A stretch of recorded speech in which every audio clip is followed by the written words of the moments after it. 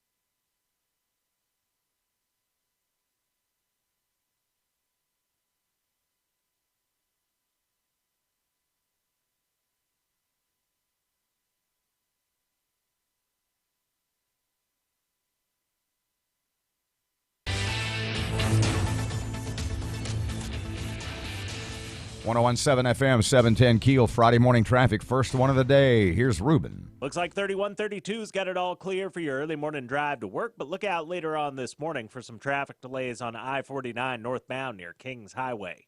If you have anything to report to us, please give us a call at the Planet Fitness Traffic Hotline, 687-ROAD.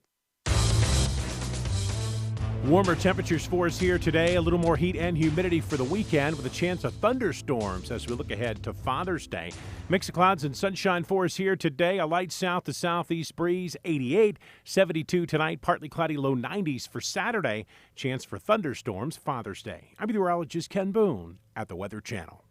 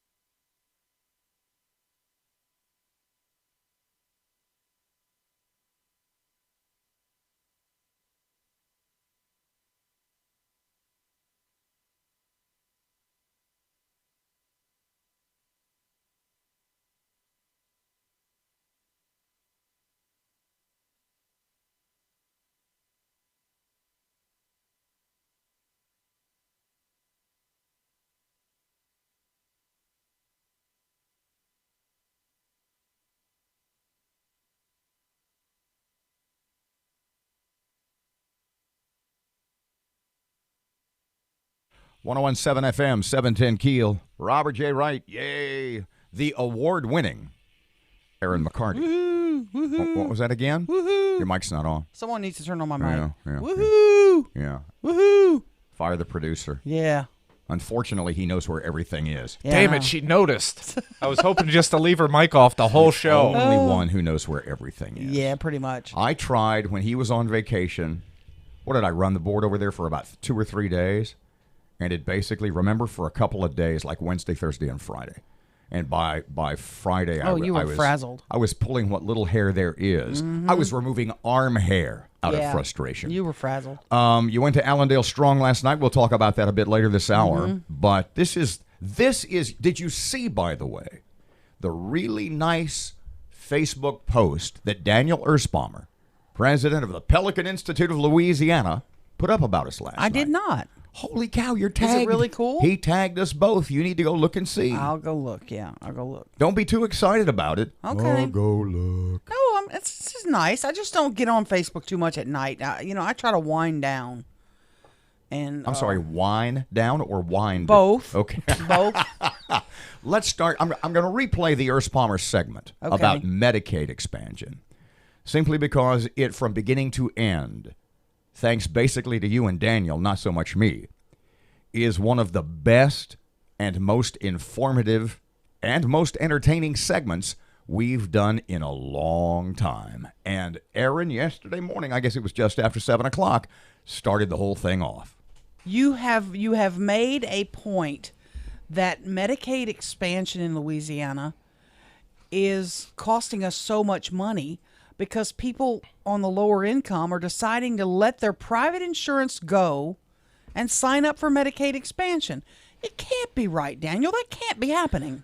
Boy, you sure wouldn't think so, would you? No. You wouldn't. But here's what we found. We have been engaged in public records requests from the Department of Health.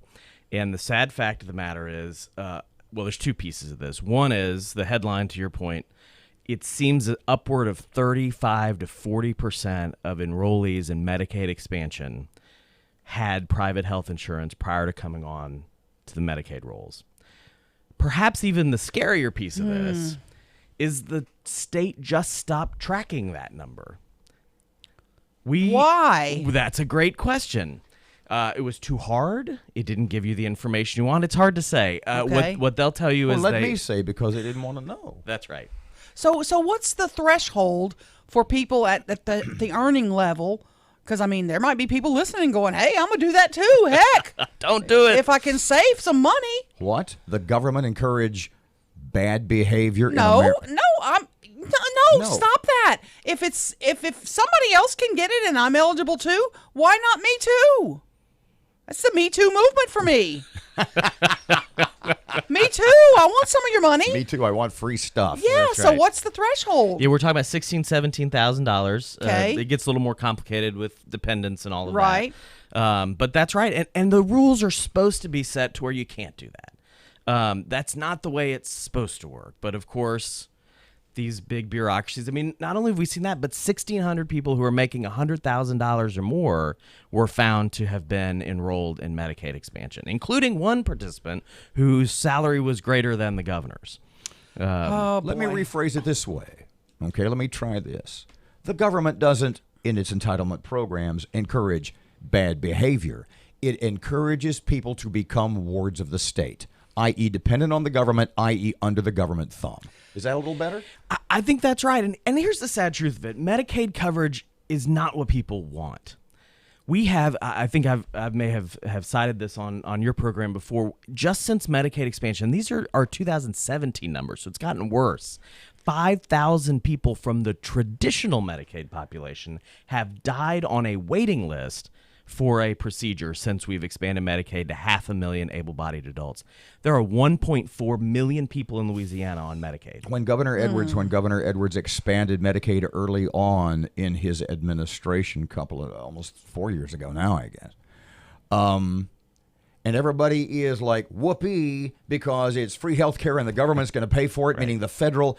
The first couple of years, explain to me the details, because eventually the vast majority of the money, of the coverage, of the burden falls back on the states. That's exactly right. This gets worse and worse every year for the state. Now, this is what's amazing, though. You know, this is free money. We're not paying for it. Well, last time I checked, I still pay federal taxes, and I think both of you do as well. Oh, yeah. Mm-hmm. And so I'm paying for that, too. Let's be clear about that. Yeah, whose money is it? Yeah, Right. that's right. There's no money tree in Washington that's raining down free health care for everyone. But that's right. Every year, the federal government pays less and less and less of the cost of our Medicaid expansion.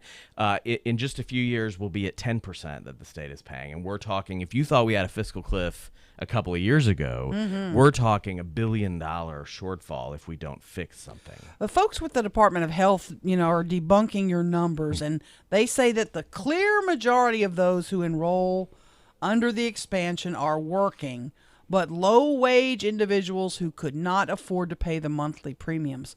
Your response to that? Yeah, well, the first response I'd say is show your work. If that's true, why did we have to go through public records law to get the data from the Department of Health and then to find they weren't tracking it anymore? So I have to confess I'm a little skeptical of the response. But let's grant it for a minute. Let's say that's true. Putting people onto Medicaid expansion is the worst possible outcome here. If our objective, which I think is mine and yours, is first to help those the most poor and most disadvantaged who really need it. Let's give them a hand up and find some assistance for them. And then for those folks who are struggling at the lower end of the middle, I totally understand that. There are better ways to do this. Perhaps we can help subsidize a portion of their premium.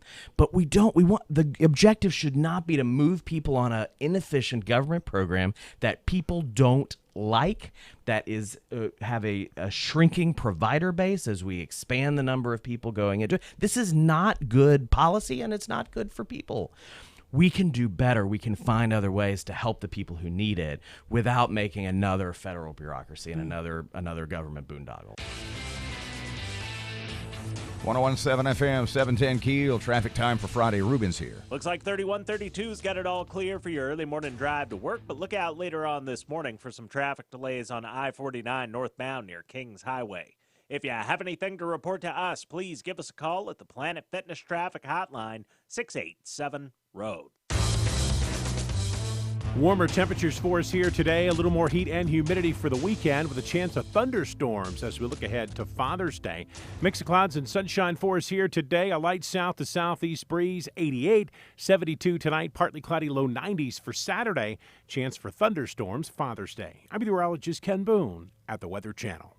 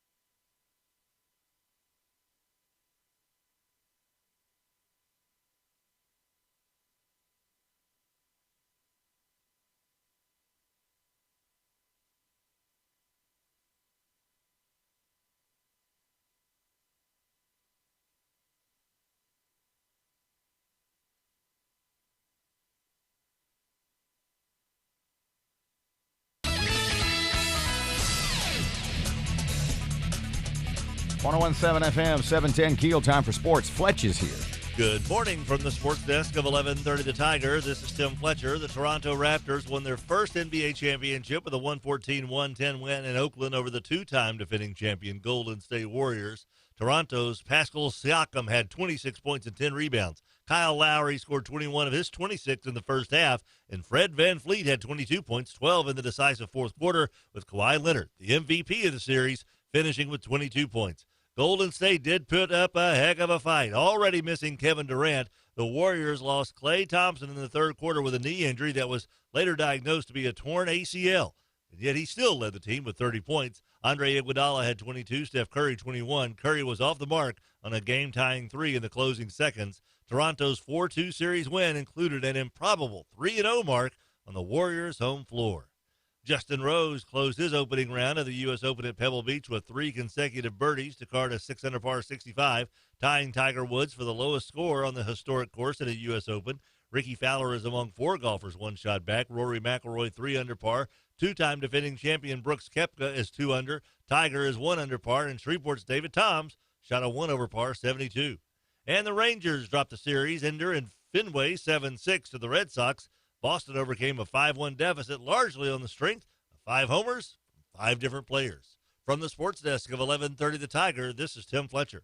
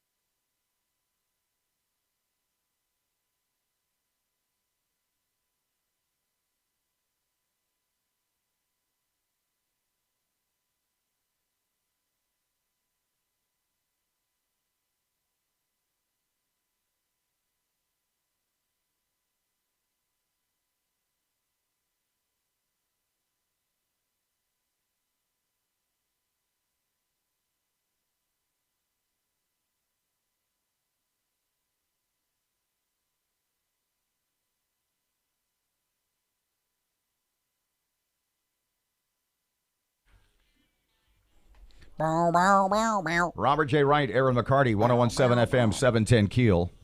Erin wielding a nasty axe, yo. This is my air guitar. I beg your It's pardon? my air guitar. Better than the air harp you were playing a couple of days ago. Nearly blew your knee out. Oh, yeah, it did. So you went to the Allendale Strong meeting last night. If you don't know what that is a community organization that is at the vanguard of the anti-I-49 inner-city connector. Yep. They don't want that built. Now, Erin is the one who on this very radio show a number of times has said, and I'm not missing the quote by far, if we don't build that inner-city connector, if we don't build that 3.9 miles of I-49, it's the biggest mistake this city has made Yes. in the last 100 years. I stand by that. So you went into the meeting last night. They gave me a lot of reading materials, and I told them, and I'll read it. It's It's about an inch and a half thick. It is, yeah. It's probably about 150 or 200 pages. I started on it last night, but I want to give you some details about the room and the people. It was in a Friendship House on Clay Street, which is a beautiful little street. They built a lot of nice little homes in there. The community foundation came in, I guess, and a community renewal actually came in and redid some of those homes. But there were 19 people in the meeting. The troubling part for me was 7 from Allendale. So 7 people in Allendale care enough to come to that meeting. So basically, that's troubling for me. The overwhelming majority of people in that room who want to save Allendale Broadmoor, Highland aren't from Allendale. No, exactly. They drove in from somewhere else. and they're helping, and they care about Allendale, and they're very passionate about it, and I get that, and I understand that. But I want to see Allendale people who live in Allendale who are really going to be hurt by this. They went around the room. Everybody announced who they were and where they're from. 7 of them said they live in Allendale. 7 of the 19. The rest lived out of the area. And they continually call other people names. They say the community, the committee of 100 dunces.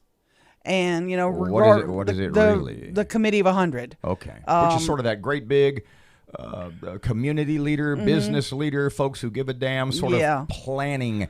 Some people say they have some ulterior motives and, committee for Shreveport. Some sort of conspiracy. I'm here to tell you that I have a new name for Allendale Strong because they started the name calling. Oh, God. It's now Allendale Wrong. They're wrong. They're dead wrong. I get and they're going to move in the boulevard approach. That's what they did last night. They came to kind of a consensus, it sounded like, that they're going to urge the city council and the Caddo Commission to pass a resolution urging for a boulevard to be built. Here's my sense of that. You're going along at about 70 miles an hour, and the interstate turns into Uri Drive. Is that and then you go for a while? It's not even that. They're not even. It's not even going to continue. You're going to have to get off, go over to North Market. They're going to make the Highway 71, whatever it is. They're going to have to make that a boulevard that would come through there. I don't think it'd be directly through. I'm not sure how they're planning on doing it, but they say the $100 million that we're getting would pay for it. But they have another flaw in their loop-it approach. They say the loop-it approach on 220 would cost you nothing. Well, that's not accurate because if you want to put an I-49 flag and sign in the ground, it's not up to federal highway standards. As I've heard many people say, not just Tim Magner. You've heard DOTD secretary say it's not up to federal standards to be designated an interstate highway. By any number of folks, and we've been told before, that if you want to make that the official I-49, i.e. loop around the city, the loop-it approach to I-49, that the Cross Lake Bridge would have to be upgraded. Is that legit? Yeah, that is legit. That's what you'll hear from Secretary Wilson. Now there are a bunch of them who were in the room when Mayor Perkins told them about Secretary Wilson said it would never be built. And they believe. Pardon me. Let's just that clarify Secretary that a Wilson second. really said that. Their stance is Allendale Strong. There's a bunch of folks, and they had put it on social media. The Allendale Strong stance is, and there's a bunch of people who say they heard it from Mayor Perkins, that Mayor Perkins, was told by DOTD boss Sean Wilson that the 49 intercity connector would never be built. And I asked them. I said, "Do you believe the mayor was telling you the truth? Or do you believe Sean Wilson never said that?" They believe Sean Wilson said that. And one of them even had Sean Wilson saying that kind of in a roundabout way to them, that it was never going to be built. Well, when you I may need to catch up. We may need to catch up. You know what? They hold on. I have something else that came up in the meeting. Okay, hold on. That's way more important for the future of our city. Got to go to break. Wait till you hear this. When we come back, I want you to dig up the emails. I want you to find your emails. Yeah. To both Dr. Wilson at DOTD and to the mayor's office asking for the mayor's position on the intercity connector and what his official stance. Yeah. Because it doesn't necessarily jibe with what they said or what the Allendale Strong folks say. By the way, there is an NLCOG meeting today at 9 o'clock. If you're interested, it's 625 Texas.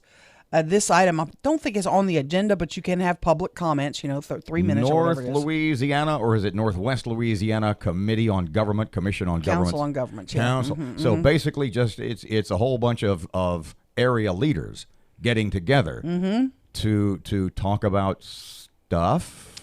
Yeah, they're talking about, highway projects, infrastructure projects. We got to go right now. 101.7 FM, 710 Keel. Here's Ruben. Looks like 3132's got it all clear for your early morning drive to work, but look out later on this morning for some traffic delays on I-49 northbound near Kings Highway. If you have anything to report to us, please give us a call at the Planet Fitness Traffic Hotline, 687-ROAD. Warmer temperatures for us here today. A little more heat and humidity for the weekend with a chance of thunderstorms as we look ahead to Father's Day. Mix of clouds and sunshine for us here today. A light south to southeast breeze, 88. 72 tonight, partly cloudy, low 90s for Saturday. Chance for thunderstorms Father's Day. I'm meteorologist Ken Boone at the Weather Channel.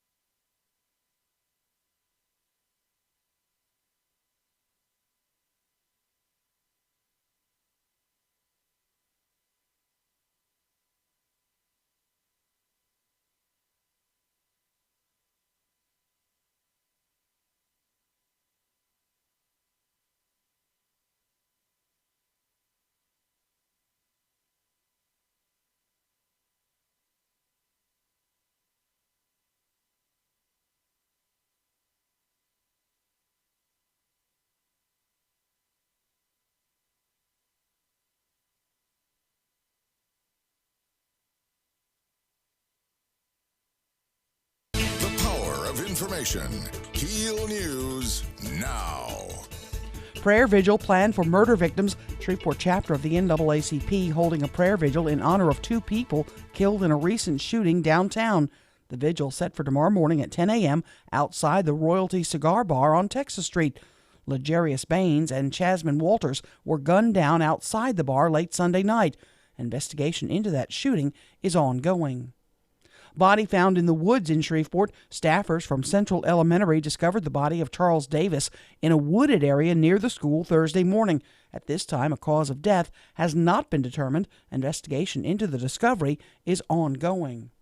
Allendale Strong held their monthly meeting last night. It looks like the group is now working on a resolution to put before the Shreveport City Council and the Caddo Commission, asking them to pass a resolution supporting a boulevard approach as opposed to running the inner-city connector of I-49 right through their neighborhood. The Shreveport Council set to review the city's retirement fund. A representative from an independent financial consulting firm will be on hand at the July 9th meeting to let council members know how the plan is doing. The city moving forward with the plan to put a Sportran facility in the old Sun Furniture building on Texas Street, despite concerns from historians who want the old sign on the building at least to be preserved. Food truck vendors are scrambling. They want to get properly registered with the city. We get the details from Matt Parker. After Tuesday's Shreveport City Council meeting, many local food truck vendors are scrambling to get properly registered with the city. Many vendors say they have dozens of licenses and permits and did not realize they were not registered with the city until Tuesday's meeting.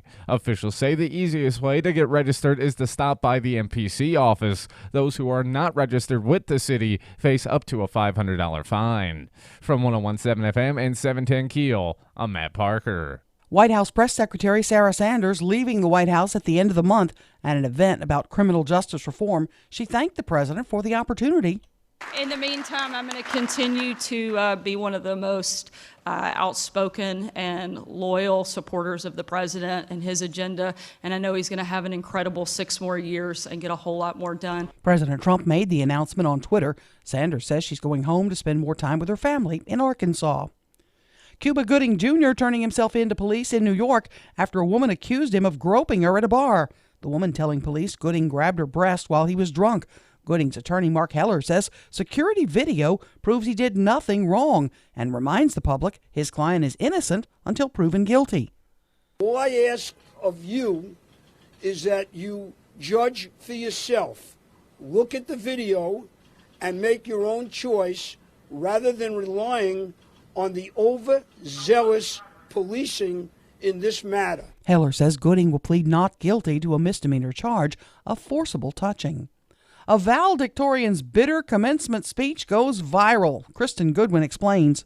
Speaking at her graduation ceremony at San Ysidro High School in San Diego, the valedictorian named Natalie accuses staff of nearly making her lose her scholarship money, a counselor of never having time for her, and one teacher of being drunk in class. Thank you for using yourself as an example to teach students about the dangers of alcoholism. A Facebook clip making the rounds online. The teen tells local media she hopes her words will inspire educators to do better. A rep for the Sweetwater Union High School district calls the comments inappropriate and out of line, adding the teen deviated from the pre-approved script. Kristen Goodwin, Fox News.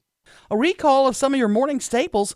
Cheerios recalling the Honey Nut Medley Crunch. There's an ingredient found in it. It's the same ingredient found in a weed killer. This also includes whole grain oat Cheerios, Nature Valley granola bars, and some other items. I'm Erin McCarty on 101.7 FM and 710 KEEL.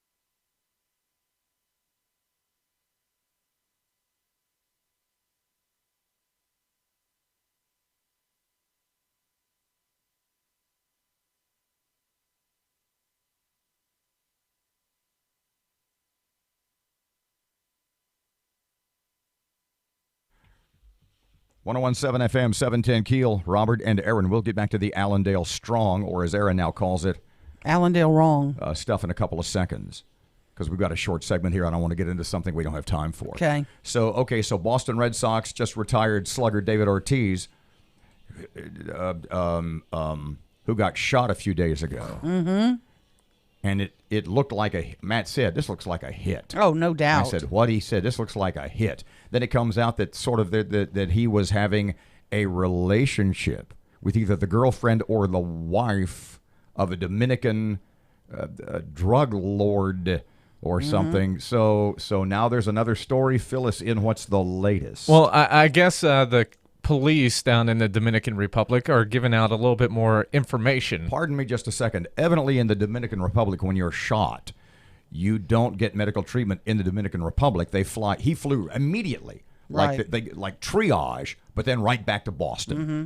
You know, I'm going back to the States where people on the left want to redo the entire healthcare system, but that's not the point. Go ahead. Well, it appears that the model at the center of all this supposed love triangle was at David Ortiz's hospital, brawling and fighting people and going nuts. Wait, in Boston? It just says or that in the DR. It doesn't specify. It just says that this young lady, Maria Irabel Martinez Garcia, was filmed fighting another woman and Big Papi's entourage. Okay, so Big Papi, David Ortiz, is married. He's a married man. Of course he is, yeah. So, but he was having is this Maria Irabel. Uh-huh. Is she the wife or the girlfriend of the drug kingpin, who is probably married also? Girlfriend. The law enforcement sources say that it's believed that this was organized by a Dominican drug lord who thought Ortiz was having an affair with his girlfriend. Well, now, why would he think that, Matt?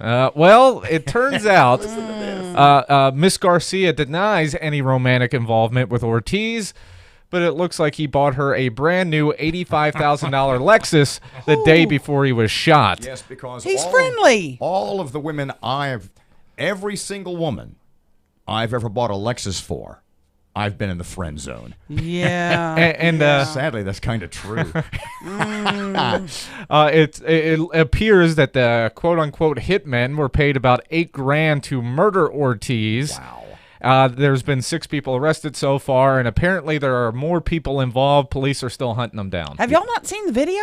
You can't go home. I mean, you see 3 cars roar up to the scene. You see the guys get out. You see the guy shoot him. I mean, there's video of him being shot in the back. You can't go home again. Oh, boy. 101.7 FM, 710 Keel. Traffic time. Here's Ruby. Looks like 3132's got it all clear for your early morning drive to work, but look out later on this morning for some traffic delays on I-49 northbound near Kings Highway. If you have anything to report to us, please give us a call at the Planet Fitness Traffic Hotline, 687-ROAD. Warmer temperatures for us here today. A little more heat and humidity for the weekend with a chance of thunderstorms as we look ahead to Father's Day. Mix of clouds and sunshine for us here today. A light south to southeast breeze, 88. 72 tonight, partly cloudy, low 90s for Saturday. Chance for thunderstorms Father's Day. I'm meteorologist Ken Boone at the Weather Channel.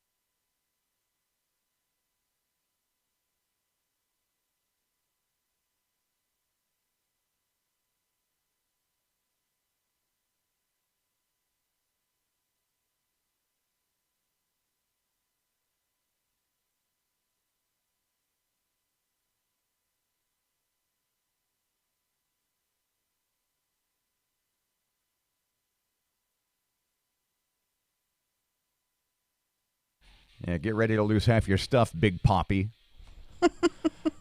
He is married, right? Yes. Tiffany Ortiz. To a nice young lady from Wisconsin. 101.7 FM, 710 Keel. Robert and Erin. Okay, back to Allendale Strong, the anti-I-49 intercity connector group. You attended their meeting last night at their specific invitation. I did. Did they have snacks? Did they have? They had water and some snacks. I just drank water. I didn't get any when snacks. When you say snacks, good snacks? I didn't even look. Cheese? I didn't even look. Cheese I just tray? grabbed a bottle of water. Didn't even look. Doritos, onion dip? Don't know what it was. Okay. Sorry. Didn't Just even checking.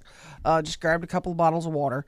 They are going to urge the city council and the parish commission to pass resolutions calling on the state to build a boulevard through that area rather than the inner city connector. Okay, I have question number one would be, but that's not where the truck traffic would go. That's not where the 18-wheelers. Yeah. That's not where the people traveling at 75 miles an hour who want to get to Baton Rouge or Alexandria, wherever it happens to be, down I-49 would go. They still would go around the city on the loop, right? Yeah, through traffic would loop using I-49 They say that's at no cost. Okay, well, hang on. That there is a cost. Pardon to me, that. you'd have to upgrade. That's wrong. That's a fallacy. And to say there's no cost to doing that is wrong. And when your very first page of the documents you give me has something wrong on it, I have to question everything else you tell me. So if they want this boulevard, that would not be. They have two. We are for smart investing. Here's what it reads. Number 1, local traffic. Reinvest in US 71 North Market Business Boulevard, route to I-49. So basically what they want is they want Cross Bayou Project in Allendale. Is that off the mark? They want a road. They want people to come in and invest. They want public money, etc. I'm not saying it's wrong. I'm not saying I blame them for wanting to do that. But basically, hey, GDC, there's people who would love for you to come into their neighborhood. Yeah. That, by the way, Allendale's not flooded. Right. They say the public investment is $60 million to do that. And they say you can use the $100 million we got to do this business boulevard, which essentially would be upgrading North Market, which would be what you would use. You would use North Market. The problem with that is that a lot of the truck traffic would still use that too, because they would see it as a shortcut through the town. I don't think they would. I think why would you drive through town? I mean, first of all, if they decided to do that, it would add time. Who wants to hit a stoplight every 150? You don't want to hit the stoplights. Yeah, No, I think they're hoping you could do it with limited stoplights. I don't know. I've got a lot of documents to read. My problem is this, like we've been told by other people, this fight is old. This fight is over. The intercity connector is going to be built. I know they don't believe that. I know they don't think that. And they think you can get a new mayor and convince him that we need to start having meetings all over again. Have a new mayor. That's what I mean. That's what I mean. They're convinced they can get this mayor to start all over again and relook at it. We have spent millions. When we planned this freeway, we planned it to go through there. If we didn't want it to go through there, why didn't we just run it up Uri Drive? Why didn't we just run it up Line Avenue or wherever? We planned it to go through there. That was the long-term plan. It's too late to put the brake. We did the ramps to get to Murphy Street. Basically what? Let me see if I got this right. What Allendale Strong, what those people want is that $100 million that was allocated to the building of the intercity connector by the state of Louisiana as part of the Deepwater Horizon lawsuit settlement. Right. They want to take that $100 million allocated for our part of the state and our infrastructure. And they don't want to use that to upgrade or build I-49. They want it to rebuild their part of town. It's not even their part of town, to be honest. It's North Market. Make the North Market Street a business boulevard. And that doesn't even run through Allendale. Really? It doesn't run through Allendale. So they don't want anyone to be displaced, and I get that. My problem with this group is I counted around the table how many people were sitting there, and there were 19 people. I think someone came in late, so there may have been 20, someone sitting behind me. 7 of them, and perhaps 8 if the gentleman came in behind, were from Allendale. 8 of them. Maybe it was an off night. Maybe they're tired of the meetings too. No, Maybe they're tired of the arguing. Maybe no, because because they put out more chairs. They had a bigger crowd than they normally have because as people came in, they had to put out another table. They had to put out more chairs. There were people there because I was there. I think people came because I was going to be there. And I don't still know. Didn't have a cheese tray. What the hell? They had food. Stop that. But I think they're wrong. I'll go to my grave thinking they're wrong. Well, hopefully not too soon there, Big Poppy. Yeah. 101.7 FM, 710 Keel. Oh, boy. Just, you might want to get a security group. Just security something, yeah. Help. Yeah. Traffic update, here's Ruben. Starting things off looking pretty clear for your early morning drive to work, but look out later on this morning for some traffic delays on Line Avenue near Olive Street. If you have anything to report to us, please give us a call at the Planet Fitness Traffic Hotline. That's 687-ROAD. 101.7 FM, 710 Keel, Weather Channel forecast. Okay, kind of cloudy today. Well, increasing clouds. Chance of late day rain, high today, middle 80s. Right now it's 65 at Keel, 650, and it's time for Your Money Now.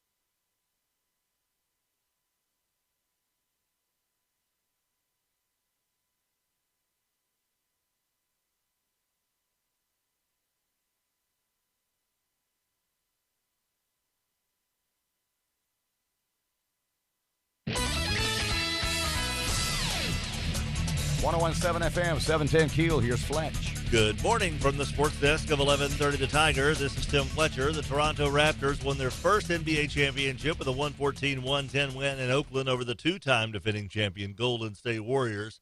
Toronto's Pascal Siakam had 26 points and 10 rebounds. Kyle Lowry scored 21 of his 26 in the first half, and Fred VanVleet had 22 points, 12 in the decisive fourth quarter, with Kawhi Leonard, the MVP of the series, finishing with 22 points. Golden State did put up a heck of a fight. Already missing Kevin Durant, the Warriors lost Klay Thompson in the third quarter with a knee injury that was later diagnosed to be a torn ACL. And yet he still led the team with 30 points. Andre Iguodala had 22, Steph Curry 21. Curry was off the mark on a game-tying 3 in the closing seconds. Toronto's 4-2 series win included an improbable 3-0 mark on the Warriors' home floor. Justin Rose closed his opening round of the U.S. Open at Pebble Beach with 3 consecutive birdies to card a 6-under par 65, tying Tiger Woods for the lowest score on the historic course at a U.S. Open. Ricky Fowler is among 4 golfers one shot back. Rory McIlroy 3 under par. Two-time defending champion Brooks Koepka is 2 under. Tiger is 1 under par, and Shreveport's David Toms shot a 1 over par 72. And the Rangers dropped the series ender in Fenway 7-6 to the Red Sox. Boston overcame a 5-1 deficit largely on the strength of 5 homers from 5 different players. From the sports desk of 1130 The Tiger, this is Tim Fletcher.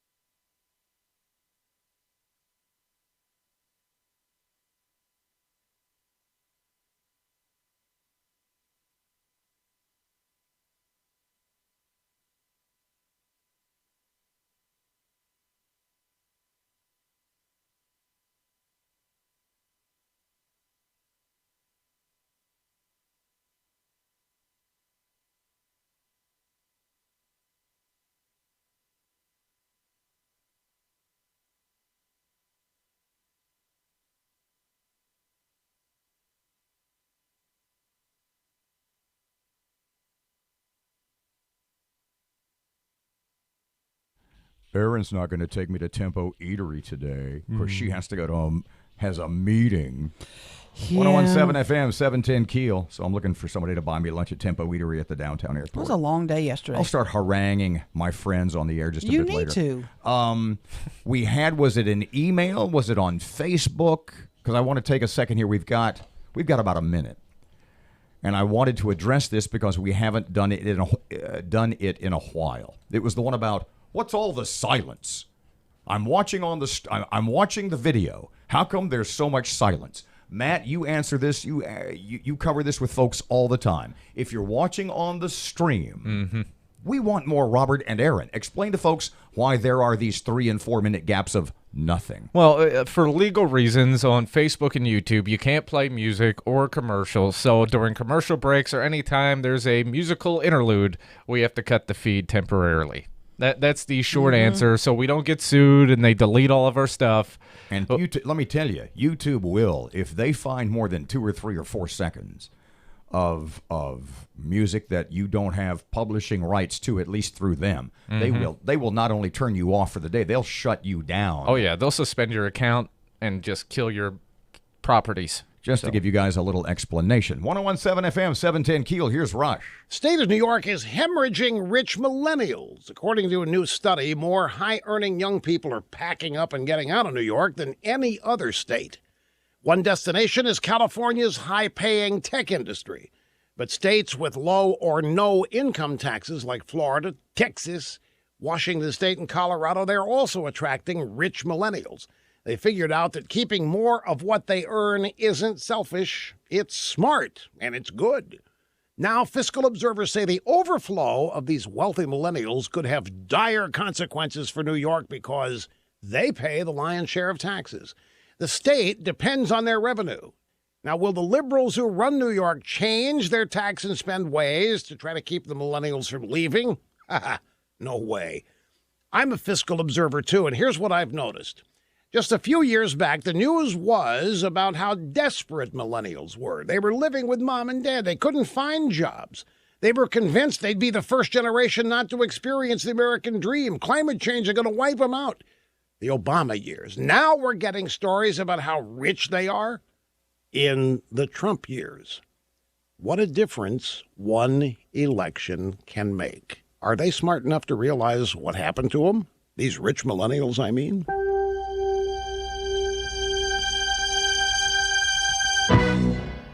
It's happening to you every night. One snores, and the other can't sleep. It seems like there's no end to it.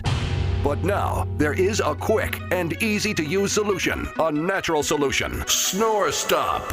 Snore Stop was created and tested by a team of physicians and has been helping couples sleep for over 18 years. It is the #1 selling anti-snoring medicine in the U.S. Thank you, Snore Stop. You saved my marriage. Snore Stop sprays or tablets are now available nationwide at Rite Aid and CVS. Or you can go online at snorestop.com. Don't wait. It's time to try Snore Stop and make every night a better night for both of you. Thanks, Snore Stop. Now I'm back in the bedroom. So don't wait. Try Snore Stop, the #1 selling anti-snoring medicine in the U.S. Spray or tablets are available today at Rite Aid and CVS or online at snorestop.com. That's snorestop.com. Snore Stop, keeping you together.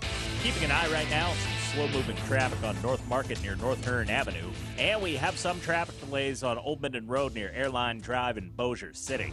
If you have anything to report to us, please give us a call at the Planet Fitness Traffic Hotline. That's 687-ROAD. Warmer temperatures for us here today. A little more heat and humidity for the weekend with a chance of thunderstorms as we look ahead to Father's Day. Mix of clouds and sunshine for us here today. A light south to southeast breeze, 88. 72 tonight, partly cloudy, low 90s for Saturday. Chance for thunderstorms Father's Day. I'm meteorologist Ken Boone at the Weather Channel. Breaking news and trending talk. This is 101.7 FM and 710 KEEL. KEEL, Shreveport.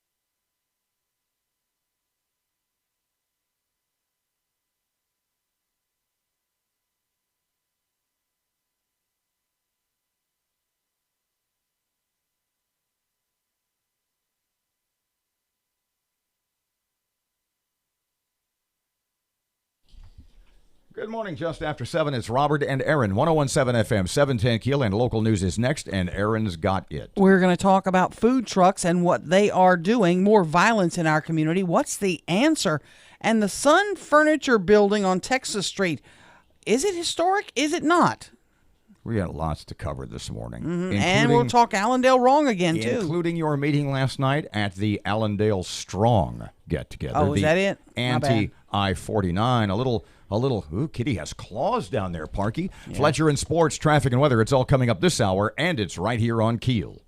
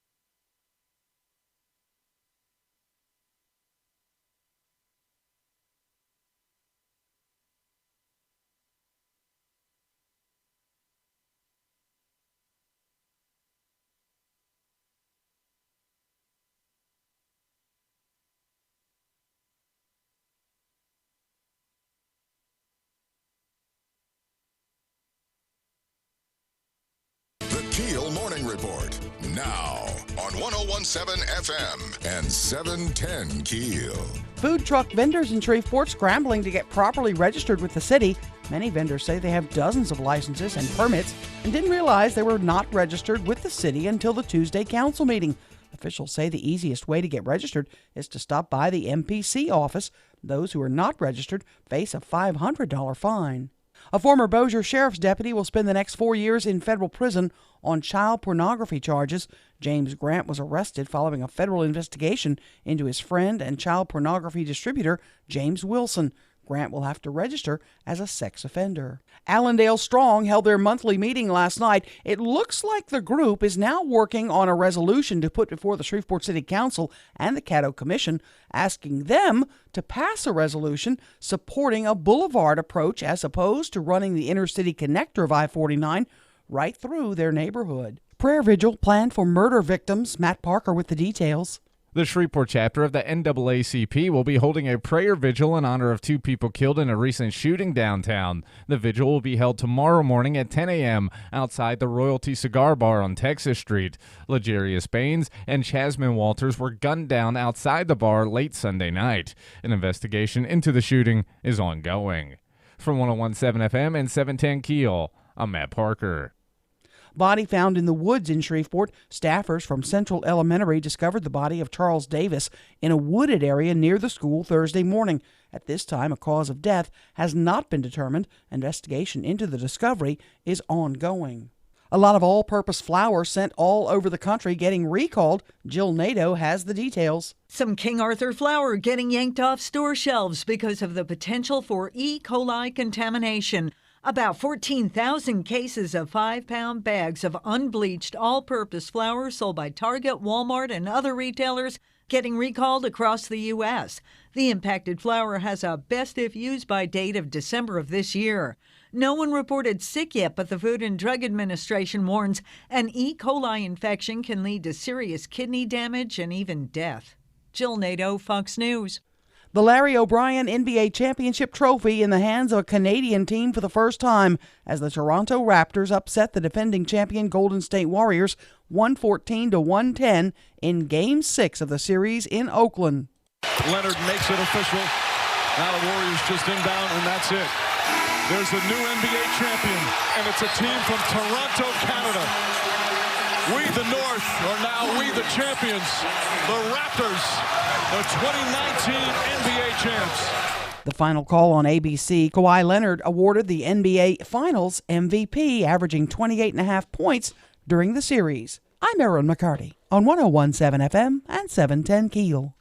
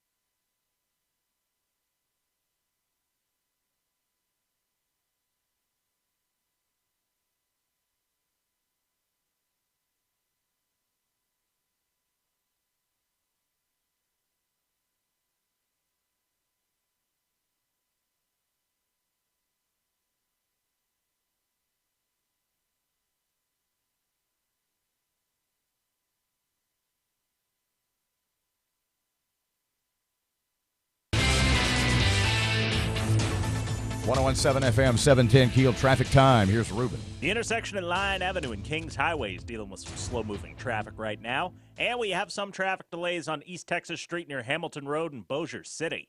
If you have anything to report to us, please give us a call at the Planet Fitness Traffic Hotline. That's 687-ROAD. Warmer temperatures for us here today. A little more heat and humidity for the weekend with a chance of thunderstorms as we look ahead to Father's Day. Mix of clouds and sunshine for us here today. A light south to southeast breeze, 88, 72 tonight. Partly cloudy, low 90s for Saturday. Chance for thunderstorms Father's Day. I'm meteorologist Ken Boone at the Weather Channel.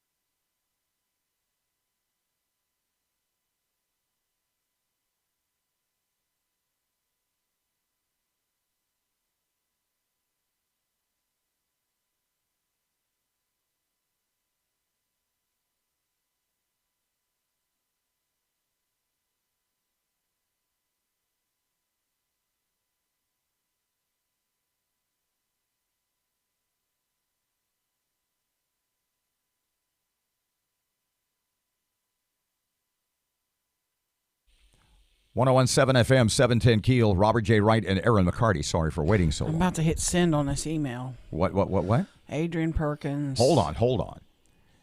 Is this the same topic we were going to discuss? No, this is another one, but this is real quick. I just get frustrated with these stupid lights that nobody seems to have a system to keep them on. And God, there's just always something. I have PIB more and more as I get older, and this bothers me. Here's my email this morning. I'm willing to bet. Do you have a prize? Do you have something we could give away? Yes, I always do. Could we get a gift card, like a nice one, like a really good one? Or do you have like 5 20s or something like that? I could steal something, yeah, probably. For what? The Shreveport Security Systems text line is 318-392-1884. Would you give, well, it doesn't make sense to do like the first 3 or the first 5, because after that, people can see what it is. But the first person to text us on the Shreveport Security Systems text line, let's see the degree of saturation for your PIB term. Yeah. You'll really get them something nice. I'll find something nice, yes. The first person to text us on the Shreveport Security Systems text line, see how into the show you are. What does PIB abbreviate? Okay? See how many people know it? See, what's the phone number again to text? 318. Okay. 392. Is it there yet? 1884. Okay. Not Facebook. No. Shreveport Security Systems text line. Okay. Here's my email today, just real careful. This is one of today's PIBs. 40. You're multi-pibbed. 45 lights out on Uri Drive between East Washington and I-20. 45 of them. Wait. Let me get this in my head. On East Washington, or is this on Shreveport Barksdale Highway? I said 45 lights out on Uri Drive. Oh, I'm sorry, Uri. Between East Washington. Okay. Right there at the car wash. Yeah. Pawn shop. And I-20. Okay. All the way up past juvenile. Going up past the Juvenile Justice Center. 45 lights. Vast majority of them up there by Stoner are out. Do you know how many out-of-town people go to the VA right there at Stoner? Do you know how many people drive on Uri Drive right there? Then lights out on I-20 between Spring and Market and I-49. When you get on that big ramp to go west on I-20, all those lights right there at Common Street and all that are all out. And then all the lights are out on the I-20 Pines Road exit ramp. Every last one of those lights is out. Every last one of them. God, they're blowing our phone up. So I'm just hoping the city can fix that. But know what PIB abbreviates. So I'm going to hit send on that. That's to Adrian Perkins, Gary Norman, blah, blah, blah. Please fix the lights. Here's a fact that came out last night. Pardon me just a second. This is really interesting. I got to get to this. Okay, we got time. It's a talk show. It'll be okay. Golly, look at the phone. We don't have to go to an Ed Sheeran song, okay? No, we don't. Those days are long gone, kid. I was going to ask you off the air if it was okay if I said this, but I'm just going to go ahead and say it. In 5 years on this radio station, 5+ years, you're going after these guys harder than anybody so far. I mean, you haven't made fun. Are you making fun of them? Yes, you are. Yes, when you say it's not Allendale strong, it's Allendale wrong. You're really busted on these guys. I think they're wrong. I think in my gut, this is a great thing for our town. It hurts Allendale. I get it. It fill hurts in what you're talking about. The inner city connector of I-49. Right. We built it with the plan for it to go through Allendale. That was the plan. 20, 30 years ago, that was the plan. I'm sorry to say and be the bearer of the bad news, but the fight is over. It's time for you to come to grips with the fact that that is the best route for the overall benefit of not only our city, but our region. In embracing what I see as a compromise, well, we're for I-4, but let's build a boulevard. Let's build a shopping district. Basically, they want to keep the loop. Right now, what they're saying is, let's keep the loop. For through traffic, town. yeah. And why don't you give us that $100 million and just give us basically the Gateway Development Consortium Cross Bayou project in our neighborhood? I mean, that's basically they want $100 million to build a business district. Is that unfair? It essentially uses existing roads for the most part. It's not a new road. But they want those upgraded. They want landscaping. Yeah. They want the $100 million for their neighborhood. I kind of get that. I understand. I'd like $100 million for my house too. But by embracing that boulevard thing, right? The business district. You see all the time I-20 business. Then there's the real I-20 that keeps going fast. What's the benefit to all the people in the region? What is best for all of the people in our community, not just one neighborhood? And I know it hurts their neighborhood. My heart hurts for them. For the folks that will be displaced, my heart does hurt for them, and my heart breaks for them. So to some degree, though, they're just collateral damage. Sometimes you have to sacrifice some things in a community for the overall better good over the long haul. Now, you're going to have the folks that say interstates are harmful to cities. They do, you're going to see those studies and all that. But I can find just as many studies about what a great impact an interstate will have on a community. So you and went this to is their, projected to have an $800 million annual impact. So you went to their meeting. But I learned something even better last that? night. So you went to the Allendale Wrong meeting. Strong Oh, meeting. my bad. Sorry. Could happen to anybody. This is Shreveport's biggest problem that we need to all think about this. 1950, we had 127,000 residents. And this is Kim Mitchell presented this data, which I found Who fascinating. is Kim Mitchell? He, gosh, I don't know what his official title. He does a lot of studies and he does a lot of community work. Kim Mitchell, smart guy. Smart guy, real smart guy. We were 24 square miles. Okay, keep that figure in your head. Okay, start from the beginning again. 1950, 127,000 people, 24 square miles. I'm not trying to screw you up. It's 19 past. Can we do this when we get back? You need to hear this. I'm Trust telling me, you. it's worth hanging on You for. need to hear Is this. This kind of the stuff. This is our problem. Is this kind of the same stuff that Cedric's been tossing around the last few days about? This is our problem. 101.7 FM, 710 KEEL. I promise we'll go fast. We'll get to it as soon as we get back. Here's Ruben.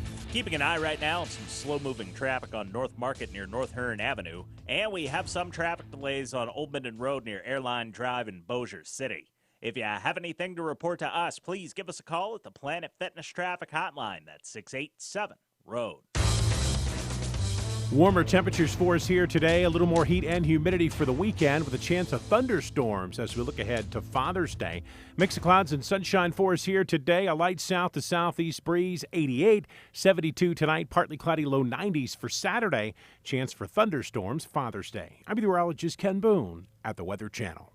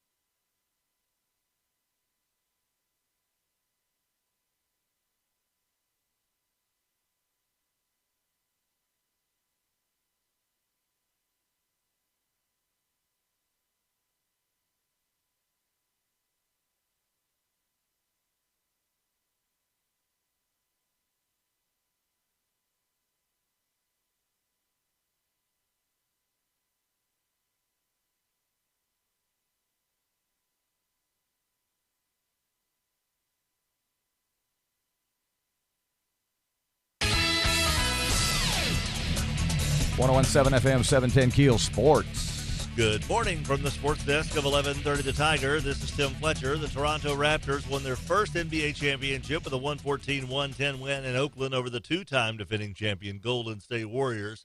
Toronto's Pascal Siakam had 26 points and 10 rebounds. Kyle Lowry scored 21 of his 26 in the first half, and Fred VanVleet had 22 points, 12 in the decisive fourth quarter, with Kawhi Leonard, the MVP of the series, finishing with 22 points. Golden State did put up a heck of a fight. Already missing Kevin Durant, the Warriors lost Klay Thompson in the third quarter with a knee injury that was later diagnosed to be a torn ACL. And yet he still led the team with 30 points. Andre Iguodala had 22, Steph Curry 21. Curry was off the mark on a game-tying three in the closing seconds. Toronto's 4-2 series win included an improbable 3-0 mark on the Warriors' home floor. Justin Rose closed his opening round of the U.S. Open at Pebble Beach with 3 consecutive birdies to card a 6-under-par 65, tying Tiger Woods for the lowest score on the historic course at a U.S. Open. Ricky Fowler is among 4 golfers one shot back. Rory McIlroy 3-under-par. Two-time defending champion Brooks Koepka is 2-under. Tiger is 1-under-par, and Shreveport's David Toms shot a 1-over-par 72. And the Rangers dropped the series ender in Fenway 7-6 to the Red Sox. Boston overcame a 5-1 deficit largely on the strength of 5 homers from 5 different players. From the sports desk of 1130 The Tiger, this is Tim Fletcher.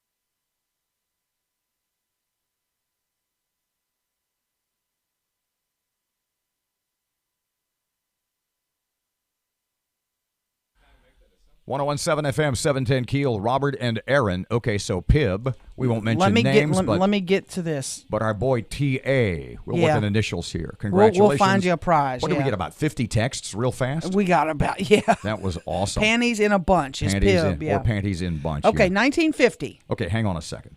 So you went to the Allendale Strong meeting last Mm-hmm. night. Kim Mitchell is this gentleman's name. Planner, I'm not sure what his official title is. Is he pro Allendale Strong? Everybody there is pro Allendale Strong. There was no anti. No, not there. everybody. Everybody that was at the meeting is Save for yourself. myself, yeah. Okay. And I wanted to hear him. I told him I'd listen. I'd hear him out. They didn't have cheese tray. They had food. Stop. Okay, They had They had lobster. Okay. Wow. Didn't want to just share that with everybody, but that's all right. 1950. They didn't. I know. I'm just joking. 127,000 residents in Shreveport. 1950, on 24 square miles. That's the size of the city then. Okay. 1980. 30 some years later. 206,000 people on 89 square miles. So we annexed 60 some odd square miles. Yes. And lost how many people? 20,000? No, that was a gain. We went from 127 to 206. Okay. Now today, we have 185,000 people. So we've lost about 20,000 people. But we now have over 109 square miles. That means the water sewer pipes, the coverage for Shreveport Police and Fire, garbage collection, everything we provide is now across 109 square miles. Which means what? Which means we are paying for way more infrastructure and way fewer people. Let me start here. Well, I got are that. paying taxes. Let me ask you this. What was Mr. Mitchell's point in bringing these numbers up? That we have expanded our town so much that we do not have the money any longer, nor the tax base any longer, to continue to fund these kind of big monstrosity projects. And I get that point. We have let this town get too big for our britches.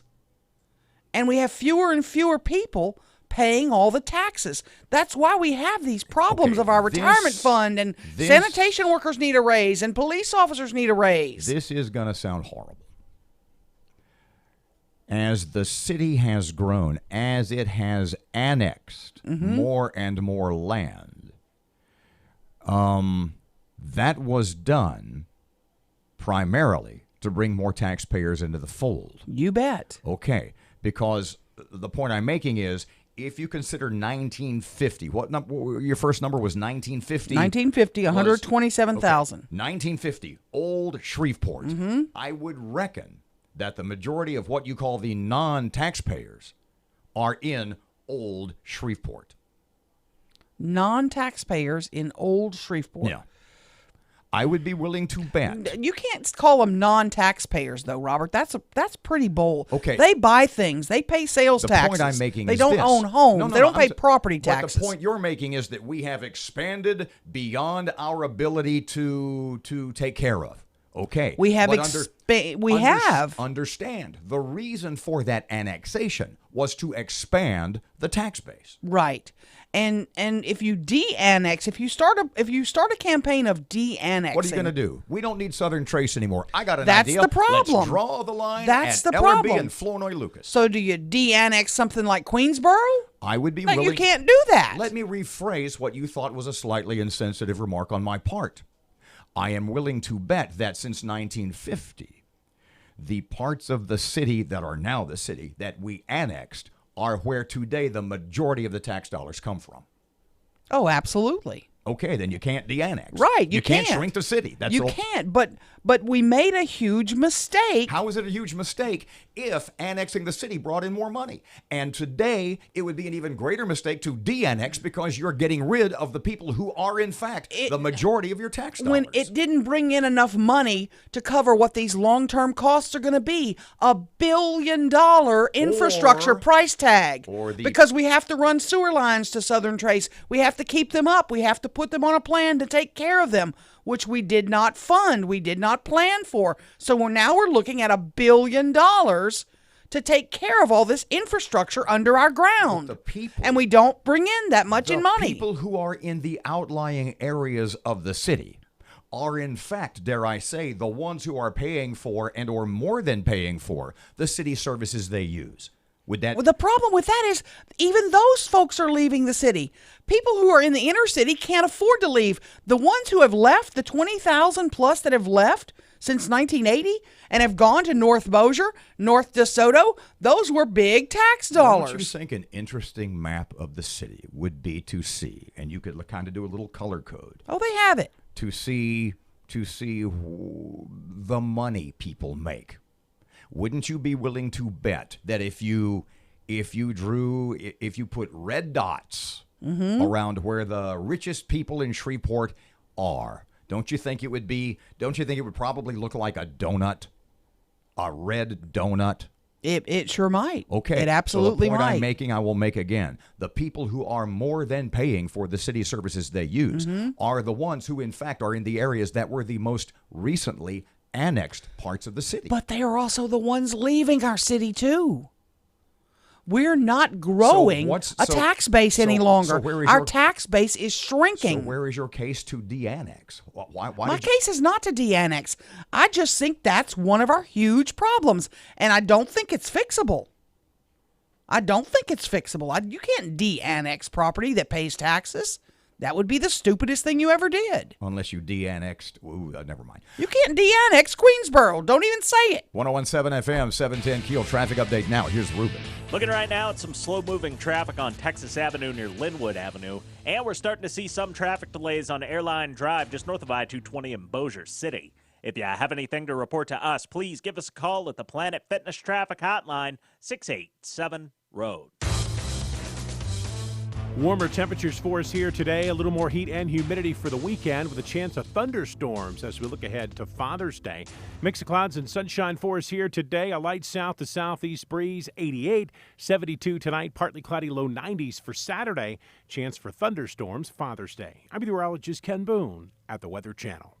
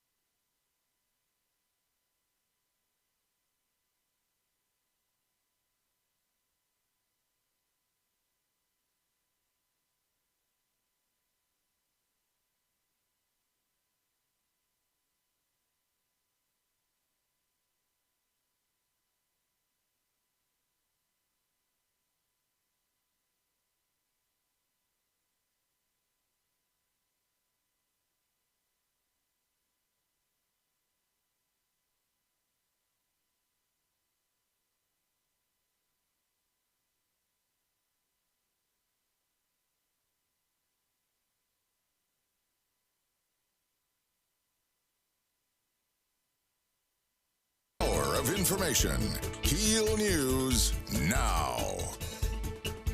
Prayer vigil planned for murder victims. Shreveport chapter of the NAACP holding a prayer vigil in honor of 2 people killed in a recent shooting downtown. The vigil set for tomorrow morning at 10 a.m. outside the Royalty Cigar Bar on Texas Street. Legarius Baines and Chasman Walters were gunned down outside the bar late Sunday night. Investigation into that shooting is ongoing. Body found in the woods in Shreveport. Staffers from Central Elementary discovered the body of Charles Davis in a wooded area near the school Thursday morning. At this time, a cause of death has not been determined. Investigation into the discovery is ongoing.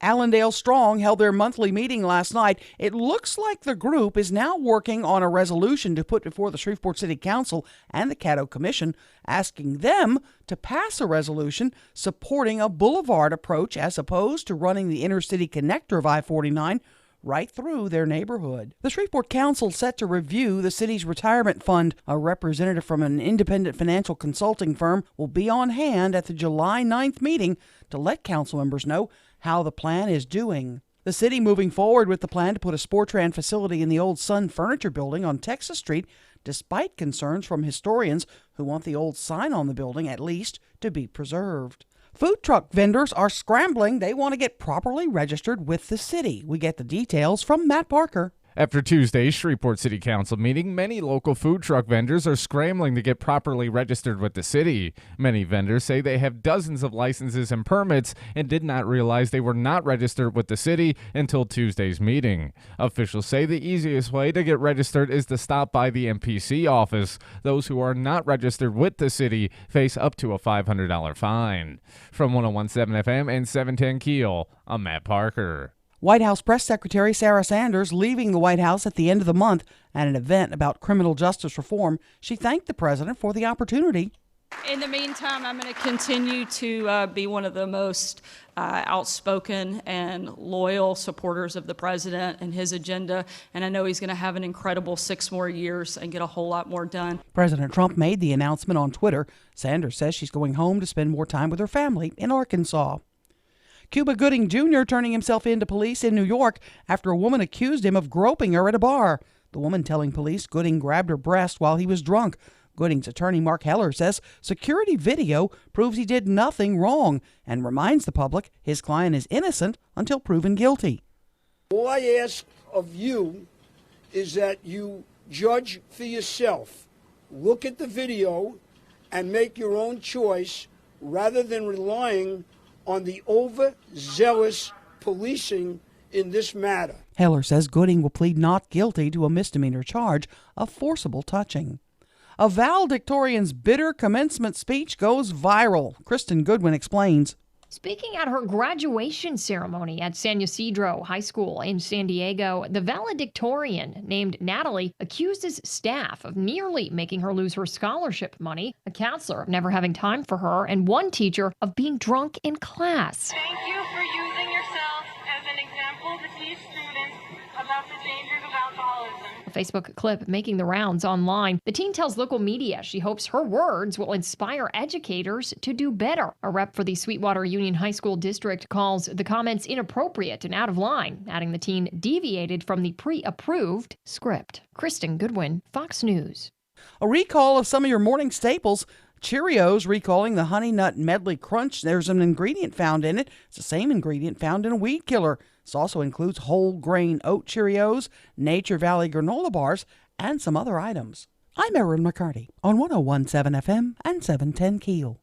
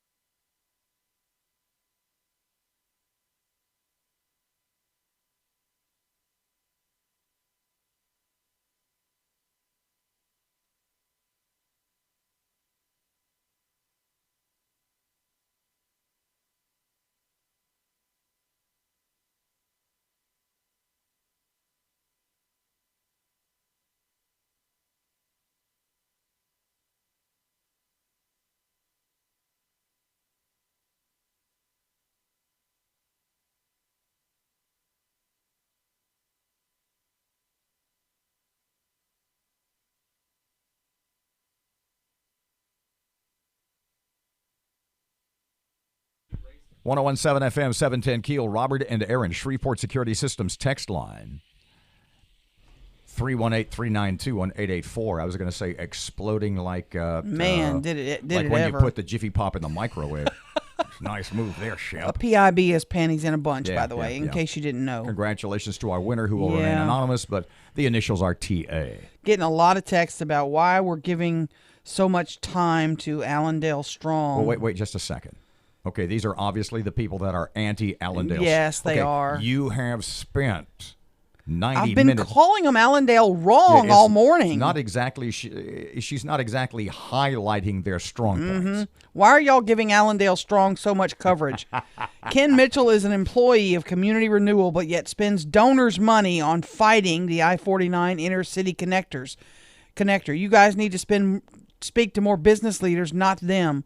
96% of the feedback from public meetings came back for a route through the city. Who jumped on us? Lay about, off Allendale Strong. Y'all giving them airtime is like feeding the lion. Makes them look like they represent the entire city and know best. Thanks for your support. Blah, blah, blah.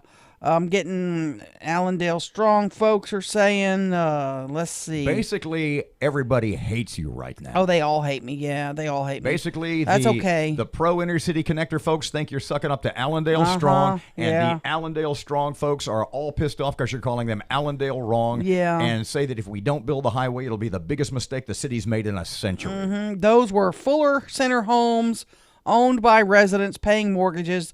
The point is, if it was 1,000 points of light type of program that the Committee of 100 halted, then says there's no development in Allendale. There was development. They stopped it. You know, the interesting point, and let's go back to this. Rental properties do pay property taxes, just FYI. Let's go back to this. Man, my phone is blowing the creep up. What was that word? The creep. Oh, okay. Oh. Let's go back to this a second. You had... Now we got to go to break. Damn. Man. Damn. Oh, I know what it was. Yeah, we have time. You had made the point that somebody was busting on you on the Shreveport Security Systems text line. 318-392-1884. Never were their advertising dollars better spent. Yeah. Shreveport Security Systems text line that somebody was busting you saying, you know, when Tim Magner from the Shreveport Chamber was here, he said we could have that road built in 5 years and you didn't challenge him on it. Well, we kind of made fun of him later, but that's not the point. I want you to Google something for me. Okay, let me get to the Google. I want you to Google Empire State Building construction time.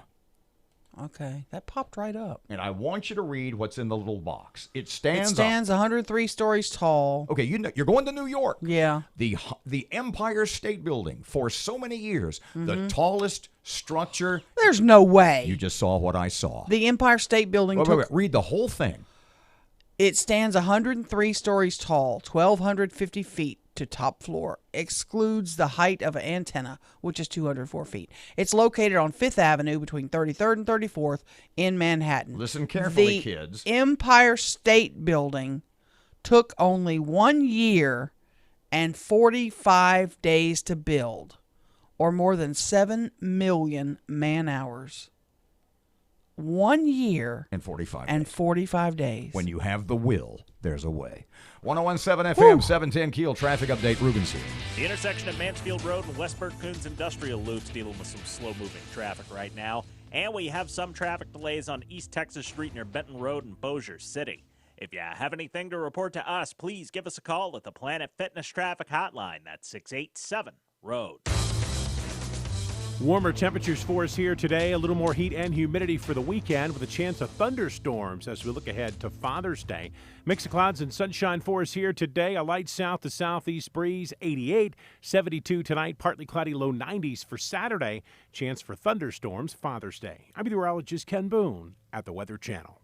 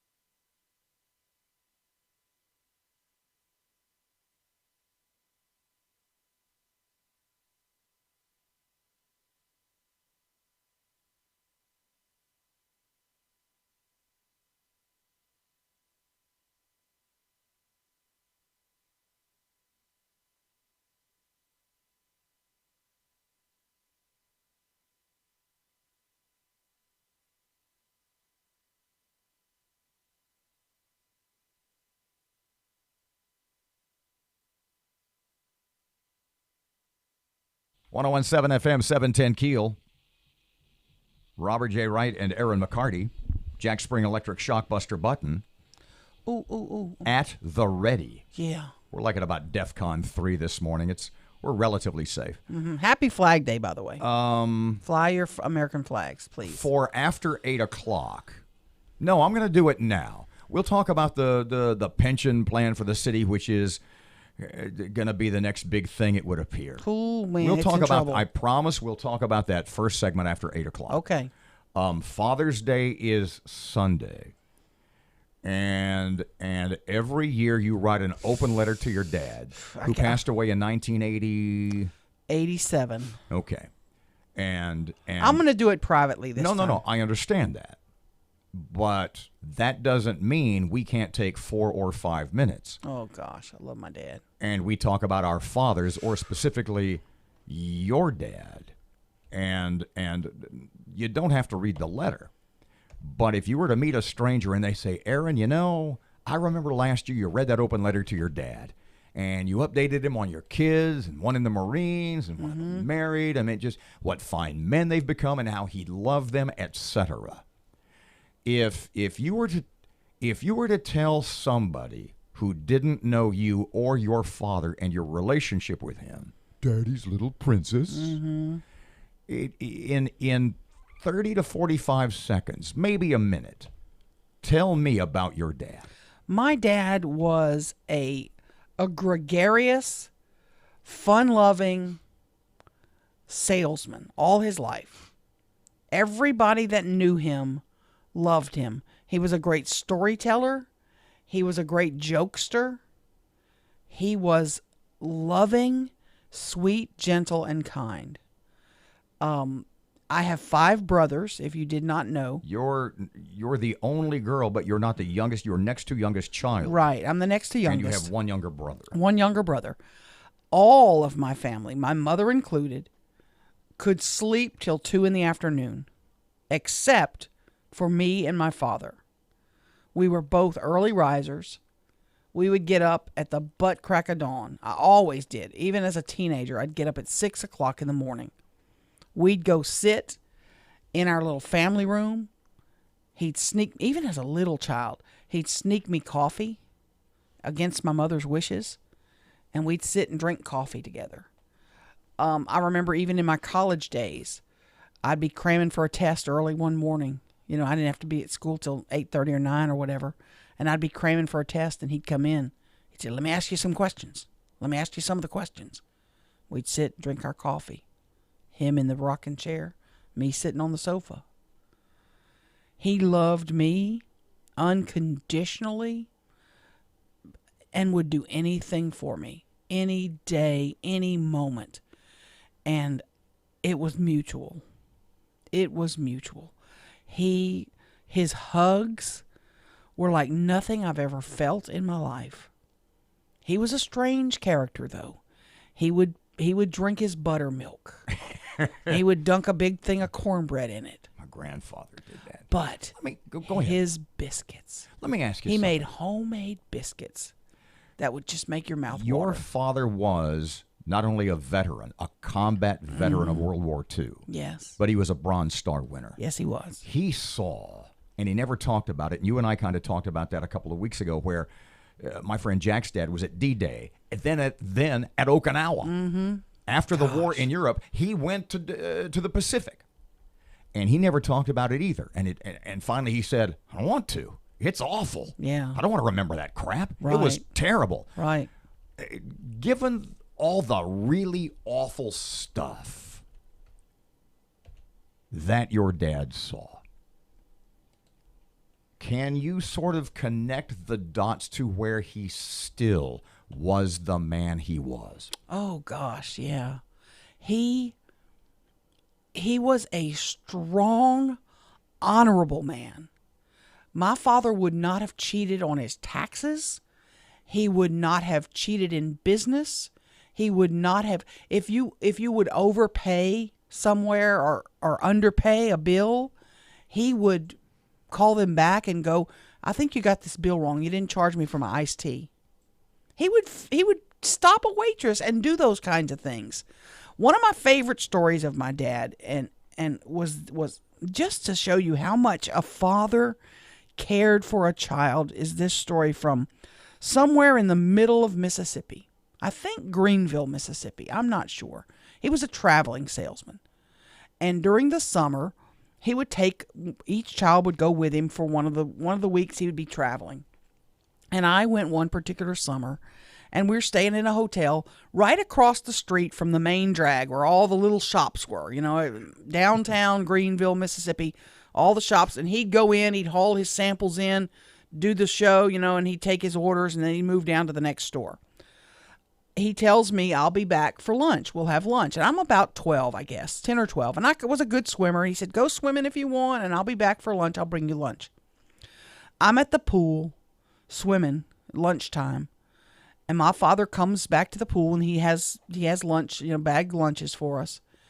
And he comes up, and he's dressed to the nines. Suit, tie, nice shoe, pocket square, the whole shebang. Look, he was a handsome man. Let me interject. Carrying that sample bag in 100-degree summer heat. Oh, absolutely. Sample bag. Mm-hmm. Okay. And then he has our lunch, and he sits on the diving board. This is the days when there were diving boards at hotel pools, when you could have those. Can't have those anymore. And I get out of the pool, and we both sit up on the diving board. Hot summer heat. Remember, he's in a suit and tie, all dressed up. We could have gone in the hotel room and eaten our food. We could have gone indoors anywhere and eaten our food. But he knew how much fun I was having, and he didn't want me to have to get out and dry off and all that and go in. He said, no, just come up and eat, and we'll sit and chat for a minute, and then you can go back in the pool. He sat on that diving board, sweated like a pig, I'm sure. I never even thought of it. What kind of a father does that? It's somebody who truly does what makes their child happiest at that moment. And I look back, Robert, I can see him sitting on that diving board in that beautiful suit and tie, eating his burger. I know he was miserable. He had to be miserable. Who's comfortable in that? In 95-degree heat. He did it because that's how much he loved me and wanted me to be happy. I'll never forget that picture in my brain. Never. That's what a dad does. Happy Father's Day to Mr. John. Yeah. 101.7 FM, 710 KEEL. No need to write that letter, by the way. Oh, boy. 101.7 FM, 710 KEEL. Here's Ruben. Looking right now at some slow-moving traffic on Texas Avenue near Linwood Avenue. And we're starting to see some traffic delays on Airline Drive just north of I-220 in Bossier City. If you have anything to report to us, please give us a call at the Planet Fitness Traffic Hotline, 687-ROAD. Warmer temperatures for us here today. A little more heat and humidity for the weekend with a chance of thunderstorms as we look ahead to Father's Day. Mix of clouds and sunshine for us here today. A light south to southeast breeze, 88. 72 tonight, partly cloudy, low 90s for Saturday. Chance for thunderstorms Father's Day. I'm meteorologist Ken Boone at the Weather Channel.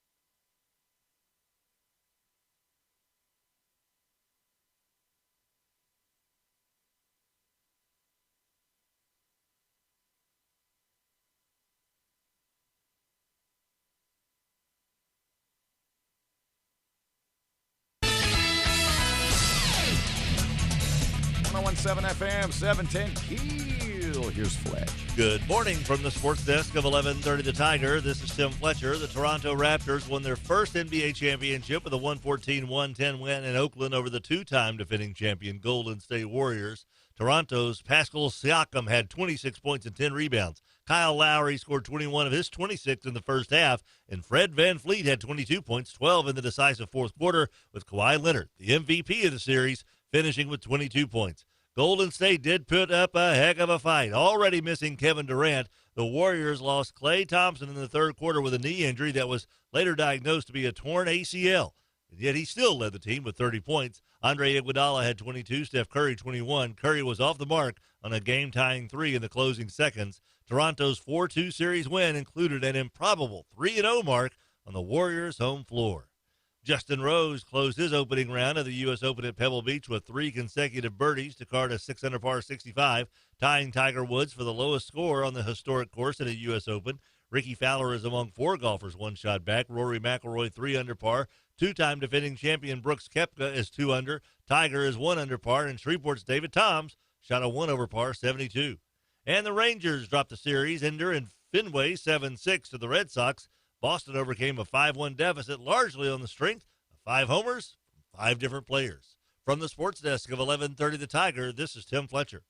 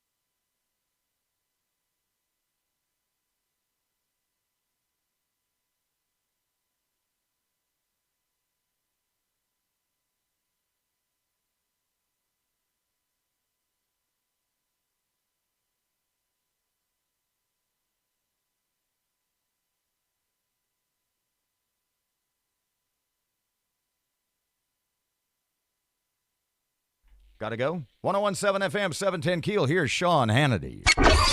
Your morning espresso starts right here. It's the Sean Hannity Morning Minute. Christopher Steele puts together a series of documents.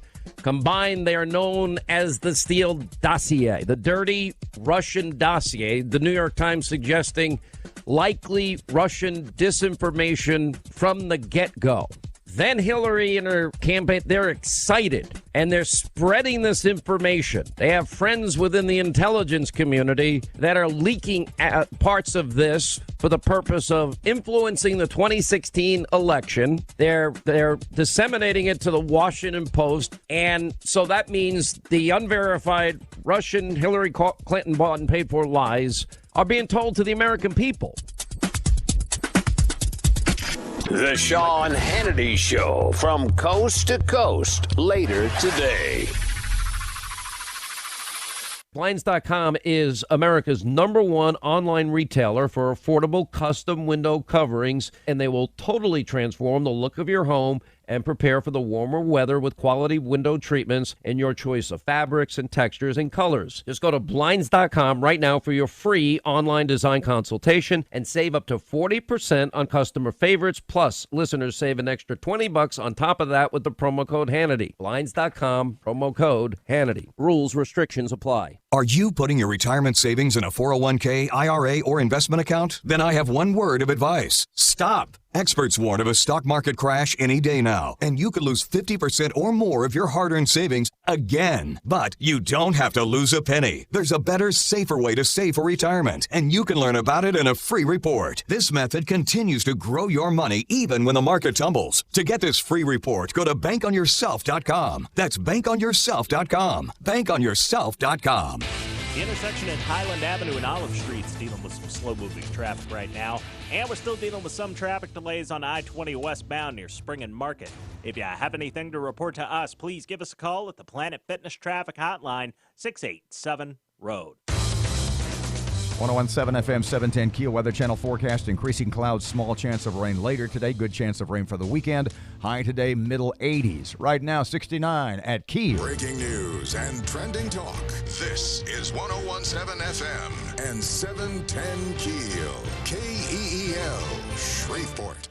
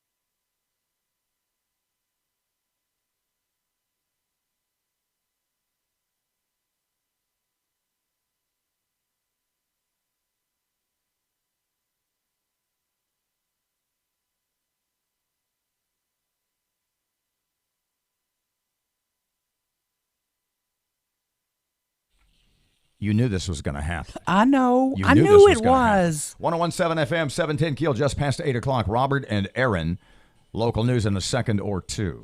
The Sun Furniture Building downtown, should some of it be saved? Is it historic? Food truck vendors are scrambling to get their paperwork all signed up.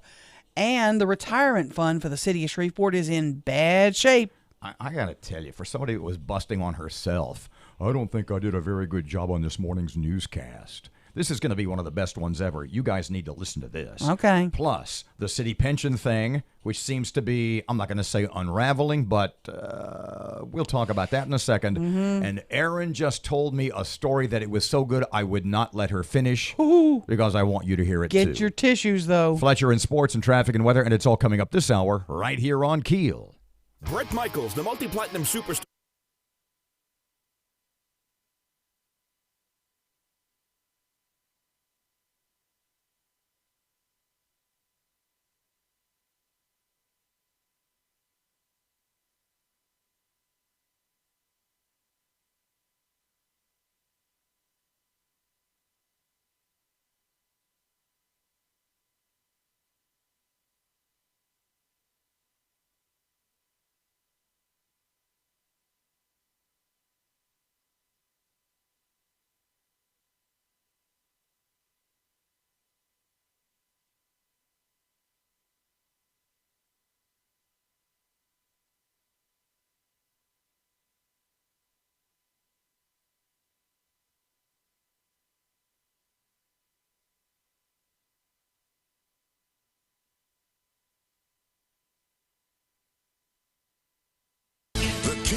Morning Report.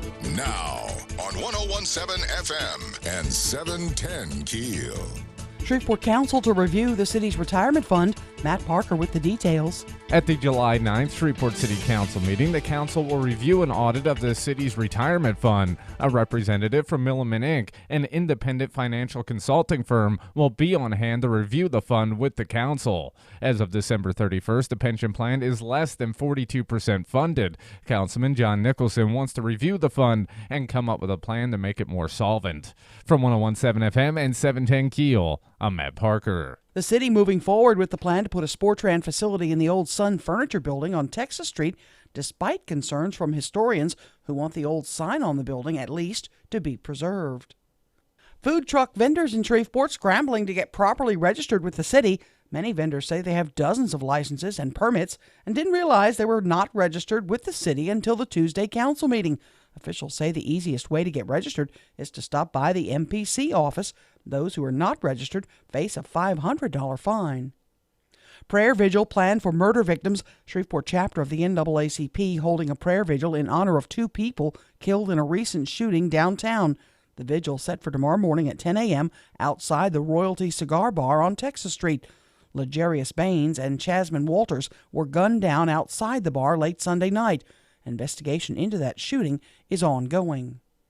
Body found in the woods in Shreveport. Staffers from Central Elementary discovered the body of Charles Davis in a wooded area near the school Thursday morning. At this time, a cause of death has not been determined. Investigation into the discovery is ongoing. Allendale Strong held their monthly meeting last night. It looks like the group is now working on a resolution to put before the Shreveport City Council and the Caddo Commission, asking them to pass a resolution supporting a boulevard approach as opposed to running the intercity connector of I-49 right through their neighborhood. Toronto Raptors now the NBA champs for the first time ever. They beat the defending champion Golden State Warriors last night in Game 6. Dads should expect to hit the mother load this weekend. According to the National Retail Association, Americans expected to spend more than ever on Father's Day gifts. Catherine Cullen with the association says this year they predict spending to reach a high of $16 billion.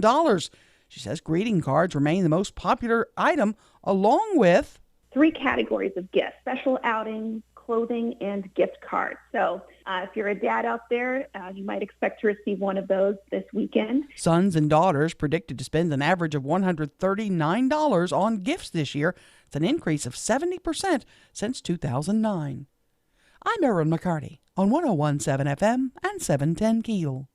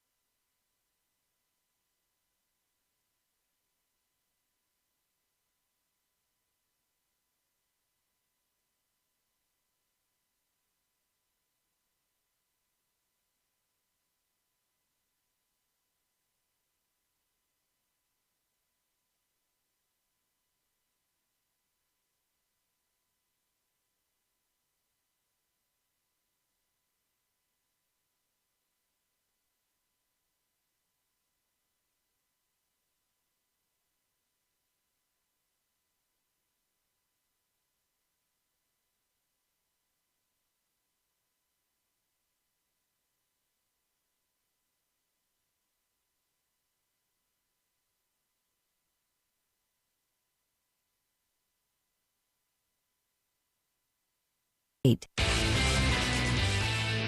1017 FM, 710 KEEL. Let's see how your drive's doing. The intersection at Highland Avenue and Olive Street's dealing with some slow-moving traffic right now. And we're still dealing with some traffic delays on I-20 westbound near Spring and Market. If you have anything to report to us, please give us a call at the Planet Fitness Traffic Hotline, 687-ROAD. Warmer temperatures for us here today. A little more heat and humidity for the weekend with a chance of thunderstorms as we look ahead to Father's Day. Mix of clouds and sunshine for us here today. A light south to southeast breeze, 88. 72 tonight, partly cloudy, low 90s for Saturday. Chance for thunderstorms Father's Day. I'm meteorologist Ken Boone at the Weather Channel.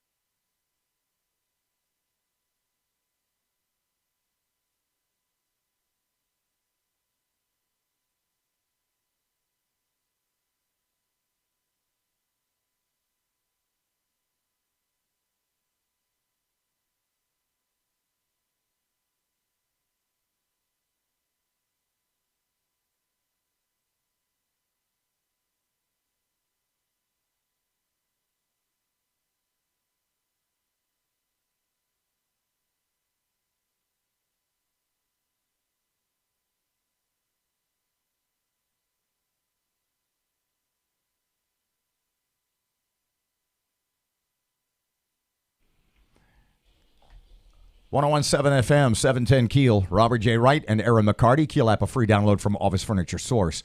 I don't know if you and I have ever talked about this or I've ever made the reference, but I've done it occasionally in my life, and it's just a little game where, where two people start busting on each other like, it's a lot like Yo Mama, Mm-hmm. And I've called it insult tennis, serve, boom. Yeah. Ugly shoes, boom. Ugly, you go back and forth, insult tennis. Right. You're getting into insult tennis with these people. I know. I need to stop. Because I was taken aback when John Perkins called the Committee of 100 a Committee of 100 dunces. I was like, that's pretty cold.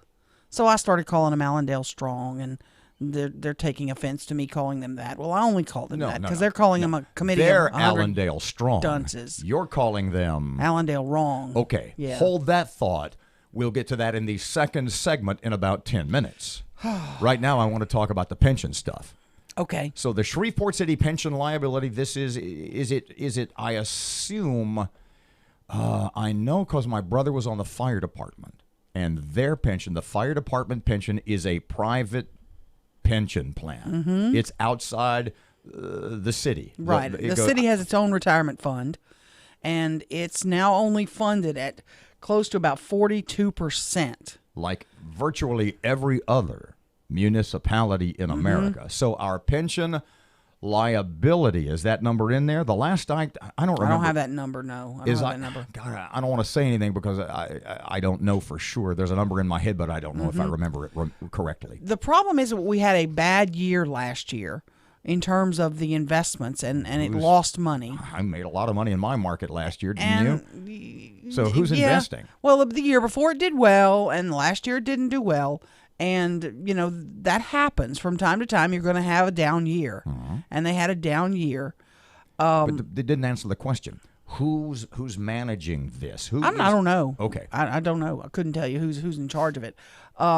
They have it with an investment people, I'm sure. They're sending it to somebody. Yeah, absolutely. All right. But the problem is it is dwindling, and they have to make changes. And already, to her credit, former Mayor Tyler was making changes to try to bolster the retirement fund, trying to put more of the city money into it to keep it solvent.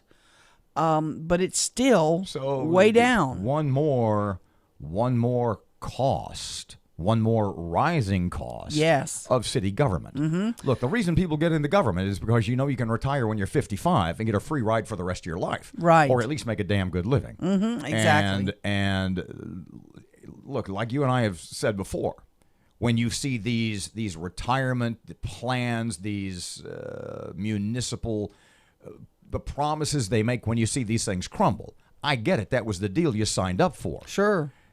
But the point is, for cities, is it a good deal? I've said to you a million times, and it's certainly I'm not the first to say it.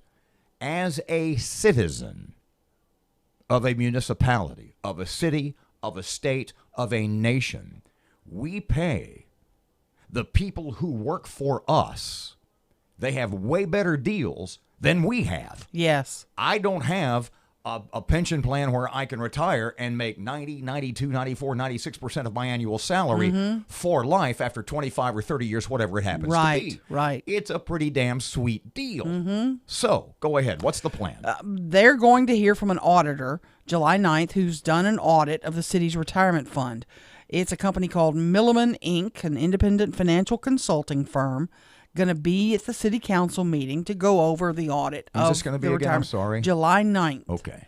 At the Shreveport council meeting, they're going to go over it. Basically, the not the next one, but the first one in July. Yes, and we'll see, what improvements they recommend, what changes they're recommending, what we need to do to beef it up. Because to have that fund at only 42% right now is getting critically scary.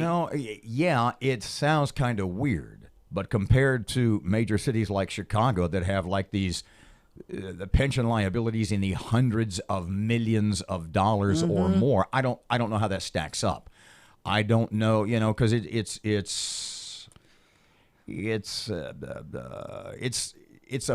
payout that doesn't happen all at once. Right. And the thing is, to do it, you either have to put more city money into it, which we don't have, or you have to require the employees to put more money in, which is a pay cut. There's a third way.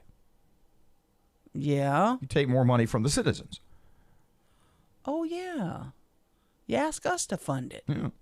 You could do that too. We continue couldn't you? to, like I said, the people that work for us have a way better deal than the one I have or the one you have. Yeah. Or the one that about you didn't hit the button on it, did you? That's my boy. They've got a way better deal than the one you and I or 99% of who has a pension anymore. What private companies offer pensions? None. A few. Very few. But for the most part, the only people who have these guaranteed pensions, government workers. And originally those pensions were set aside because because government workers made less. Yes. Well, now, no. In a lot of municipalities and a lot of cities, no, it's highly competitive, and you get the pension. But you know what? You have an endless, just like at the city level. Well, not so much at the city level because it's Shreveport. But the government mindset, as you and I talk about, at the city level, at the state level, certainly at the federal level, is there's this endless pot of money, this endless supply, this endless stream of money that the people in your city or state or country will provide. And a lot of cities across America are finding out that that's just not the case. Can you stop doing it? Can you say all new employees from now on, you're not part of it? What if these people, and what's the cost of this consultant? Oh, who knows? I'm not sure. It ain't free. Well, you've got an email. Let's see if we can find out. I'll find out. 1017 FM, 710 KEEL. Erin has an amazing story to tell when she gets back. A story that was so good when she got to the end off the air, I made her stop. I said, no, folks need to hear this. Traffic update now. Here's Ruben. The intersection at Highland Avenue and Olive Street's dealing with some slow-moving traffic right now. And we're still dealing with some traffic delays on I-20 westbound near Spring and Market. If you have anything to report to us, please give us a call at the Planet Fitness Traffic Hotline, 687-ROAD.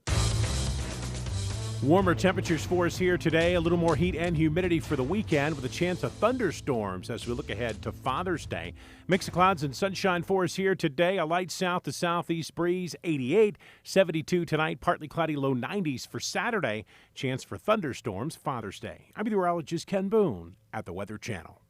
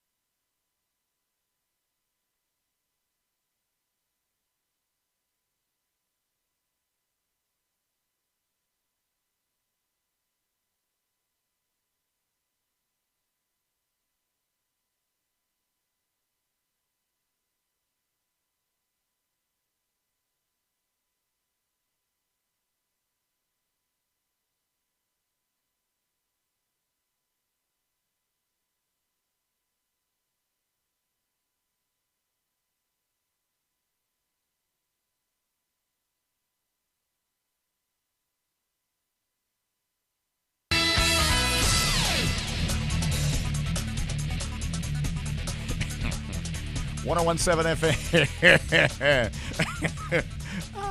That's awesome. 1017 FM, 710 Keel. Here's Fletch. Good morning from the sports desk of 1130 The Tiger. This is Tim Fletcher. The Toronto Raptors won their first NBA championship with a 114-110 win in Oakland over the two-time defending champion Golden State Warriors. Toronto's Pascal Siakam had 26 points and 10 rebounds. Kyle Lowry scored 21 of his 26 in the first half, and Fred VanVleet had 22 points, 12 in the decisive fourth quarter, with Kawhi Leonard, the MVP of the series, finishing with 22 points.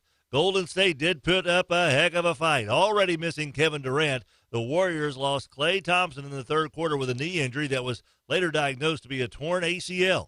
And yet he still led the team with 30 points. Andre Iguodala had 22, Steph Curry 21. Curry was off the mark on a game-tying 3 in the closing seconds. Toronto's 4-2 series win included an improbable 3-0 mark on the Warriors' home floor.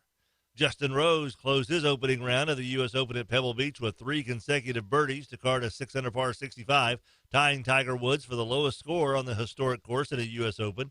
Ricky Fowler is among 4 golfers one shot back. Rory McIlroy 3 under par. Two-time defending champion Brooks Koepka is 2 under. Tiger is 1 under par, and Shreveport's David Toms shot a 1 over par 72.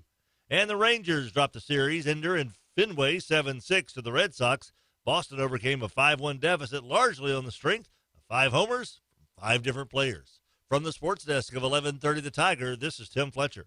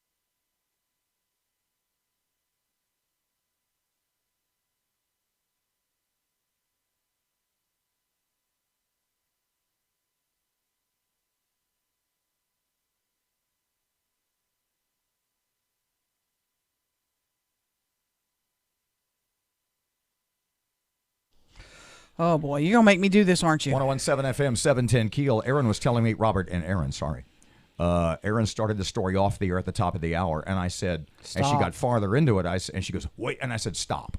She said, why? I said, A, because I want everybody listening to hear this, and B, because it was giving me chills as you approached the climax of the story. So yesterday you went to lunch at East Ridge Country Club. It's an event for women. It was a kind of a cool little inspirational event. And a guy gets up and tells this story. He tells a story. I'm abbreviating it really short because it was a long story. We got time. It's a talk show. No Ed Sheeran songs. He is married, 3 children, lives in Florida. His baby son, when his baby son is born, he's got 2 daughters and now a baby son. His baby son has medical problems, very apparent. The doctors say, it's not going to be good. He's going to have some severe brain issues, and he's not going to be able to walk or talk and all that. They look into the research of where you can treat it. It was a very rare disease. I couldn't say the disease. I don't remember the name of it. They do the surgery where they remove part of the brain. It's done at Johns Hopkins with Dr. Ben Carson at the time, who ran for president, you might recall. They also do it at the Cleveland Clinic. Well, the Dr. Carson crew at Johns Hopkins determined that the baby was not gaining weight enough for them to do it. So they declined, said, we are not going to be able to do it. Cleveland Clinic said, we'll do it. Bring him here, we'll do it. So they go back and forth, getting prepared, back and forth from Cleveland to Florida. Mama stays with the baby in Cleveland. He lives in Florida. He lives in Florida. Okay. He's going back and forth. They try all kind of different drug treatments first. Then they finally go through with the procedure of removing half the brain of this infant. And still having seizures. Still having, horrible seizures. Almost, over and over all day. Try different drug medications. So imagine if you're a parent, how that makes you feel. Oh, it's dreadful. Okay. Tears and struggles and, everything you go through. Finally get into a meeting with all the doctors. And the doctors say, we're so sorry. We're not able to find what's going to take care of this. We're just going to have to be able to make him comfortable, but we don't think he's going to make it to the end of the year. This is a 5-month-old baby, okay? Don't think he's going to make it to the end of the year. The father and the wife, they struggle with it. They're not big religious folk, they believe in God, but they're not regular churchgoers and all this. And he's like, God, just take care of this, please take care. But by this time, he'd come to the end of the line. And he just, this final trip back to Florida, he's leaving the wife and the baby. He's got to go back to the work and to the daughters that are in Florida. He flies out of Cleveland through Chicago, stops in Chicago at O'Hare, and he sees this young lady who's trying to figure out plugging in her phone somewhere on the floor, and it wasn't working, and he pointed to her on the wall. He said, hey, there's a plug over there. So she goes to plug. He puts his headphones on. He's going to watch a movie and kind of zone out. He's given up. This is on the plane, right? No, this is waiting for the plane. Oh, okay. I'm sorry. He's given up. Okay. He's sitting there waiting to board, watching his movie, zoning out. He said, we're just going to have to come to terms. We're losing him. He's not going to be with us any longer. We're going to have to come to grips with that. He's given up. This is in his own mind. Given up all hope. Okay. He's trying to come to grips with it. This young lady comes and sits next to him on the waiting bench, and he shows her there's a plug right there next to them she can use to plug her phone in, which she does. Well, she leans over and she says, where are you headed? And he takes his headphones off. Florida. What are you doing here? Well, kind of on personal business. Okay. You got any kids? She keeps interrupting him. He moves his headphones off. Yeah, I have 3 kids. How old are they? Gets into it. Finally, he tells her the story. She was kind of a nosy type person, so he finally told her the story. And he's getting a little emotional. He's like, we're just going to give up. I've asked, God's just not helping us. He's not helping. I've tried to get God to help. His heart out to the stranger. Yeah. Okay. And nothing's working. No prayers are working. She said, well, do you believe in God? Well, kind of. But God's been no help to me. It's not working. My prayers aren't being answered. And she said, who do you think you are? And he looked and he turned and he looked at this strange woman. Never met her before in his life. And she essentially said, you have to turn it over. You can't tell God what to do for you. You have to ask and turn it over to God and let go and let God make the next move. And he said, I sat back and I just started thinking about that and realized maybe she's right. Maybe I have to quit making demands of God. Make my baby better. Why aren't you making my baby better? Why aren't you helping? So he said, that very moment, he said a prayer. If it be your will, please let my son make it through this. If it be your will, God. And he got on the plane and he went back to Fort Lauderdale. He did give the lady his email address to keep in touch because she made such an impact on him. his son, Blake, lived to be 7 years old. He lived 7 years.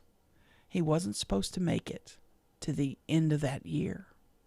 He had 7 more years on earth because his father, and probably his mother as well, turned it over to God and said, if it be your will, please let something happen that we can have this life. And then the other part of the story is that Blake couldn't speak, couldn't talk, but he always picked their family vacations, where their family vacations would be. And he would nod on which one each of them would pick a place where they wanted to go, and he would nod which one he wanted. Well, they said this last time they went to the cemetery and they put little notes in a plant that was at the site, and they waited there until the last note had blown, till the last note was left in the bucket. They all had blown away, and that's where they're taking their vacation. So Blake got to choose their vacation for this summer, and it was just an amazing story. What was his name? Do you recall?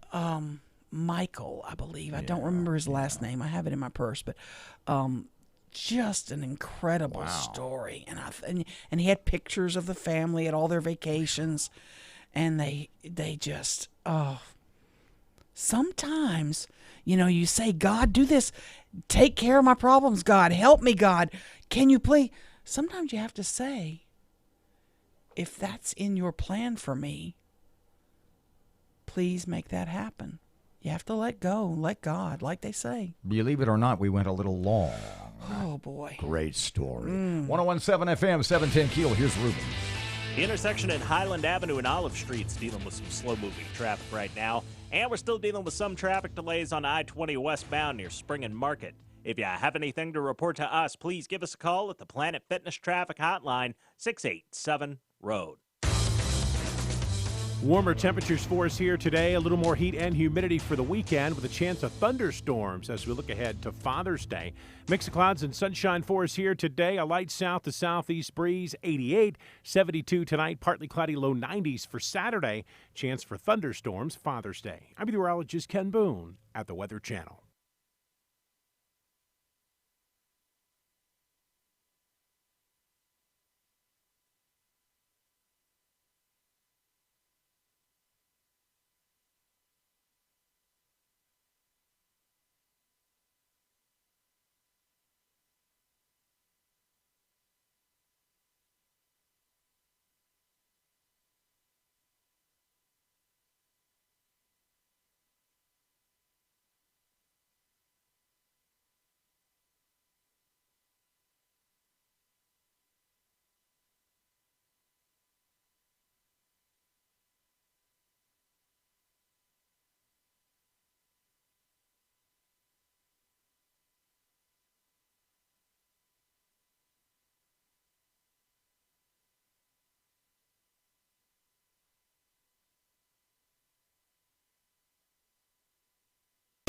Of information.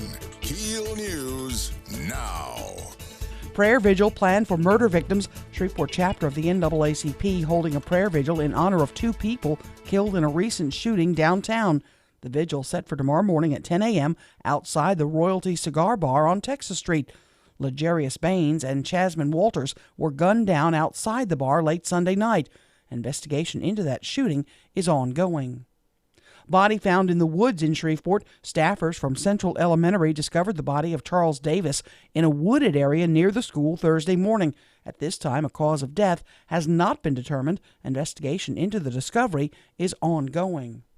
Allendale Strong held their monthly meeting last night. It looks like the group is now working on a resolution to put before the Shreveport City Council and the Caddo Commission, asking them to pass a resolution supporting a boulevard approach as opposed to running the intercity connector of I-49 right through their neighborhood. The Shreveport Council set to review the city's retirement fund. A representative from an independent financial consulting firm will be on hand at the July 9th meeting to let council members know how the plan is doing. The city moving forward with the plan to put a Sportran facility in the old Sun Furniture building on Texas Street, despite concerns from historians who want the old sign on the building at least to be preserved. Food truck vendors are scrambling. They want to get properly registered with the city. We get the details from Matt Parker. After Tuesday's Shreveport City Council meeting, many local food truck vendors are scrambling to get properly registered with the city. Many vendors say they have dozens of licenses and permits and did not realize they were not registered with the city until Tuesday's meeting.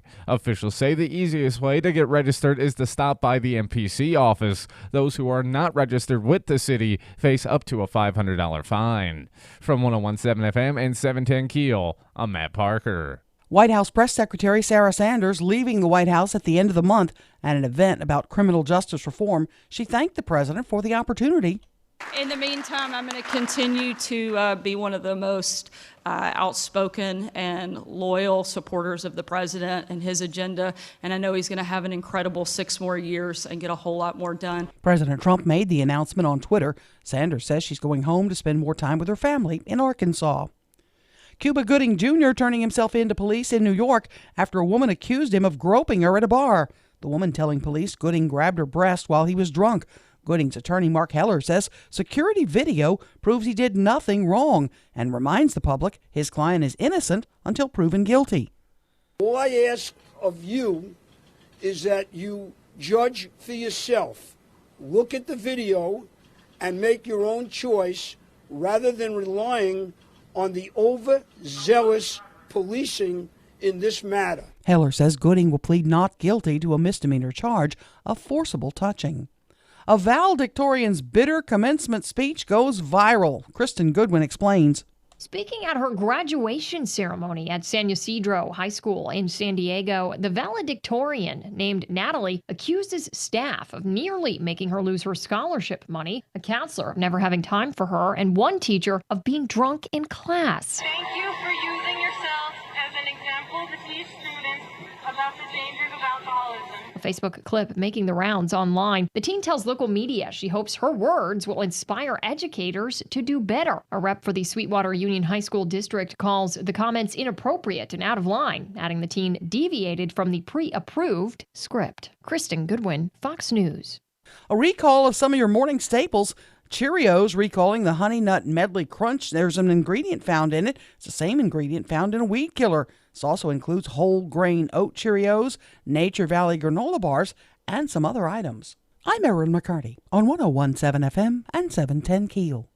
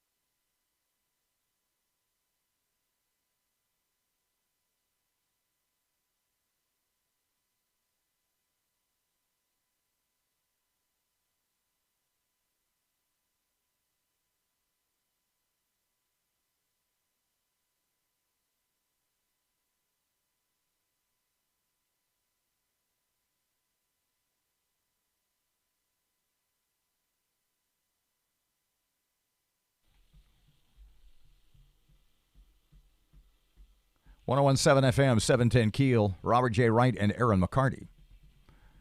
we may. What is you're shaking? He's shaking his head no. What?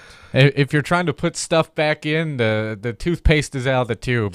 We got what we got. I was going to say we may go to 45 or 46 instead of going all the way to 50. I don't know.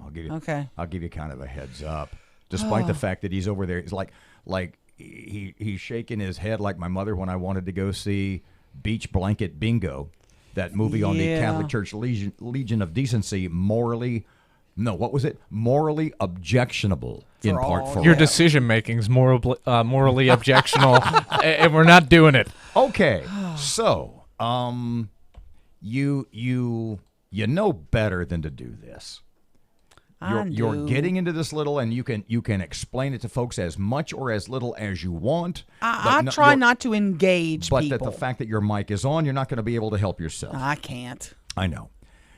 You went to the Allendale Strong meeting last evening. I did. Allendale Strong is the group, the community group made up of a number of folks who are they are at the vanguard. They are leading the way in opposition to the intercity connector for I-49.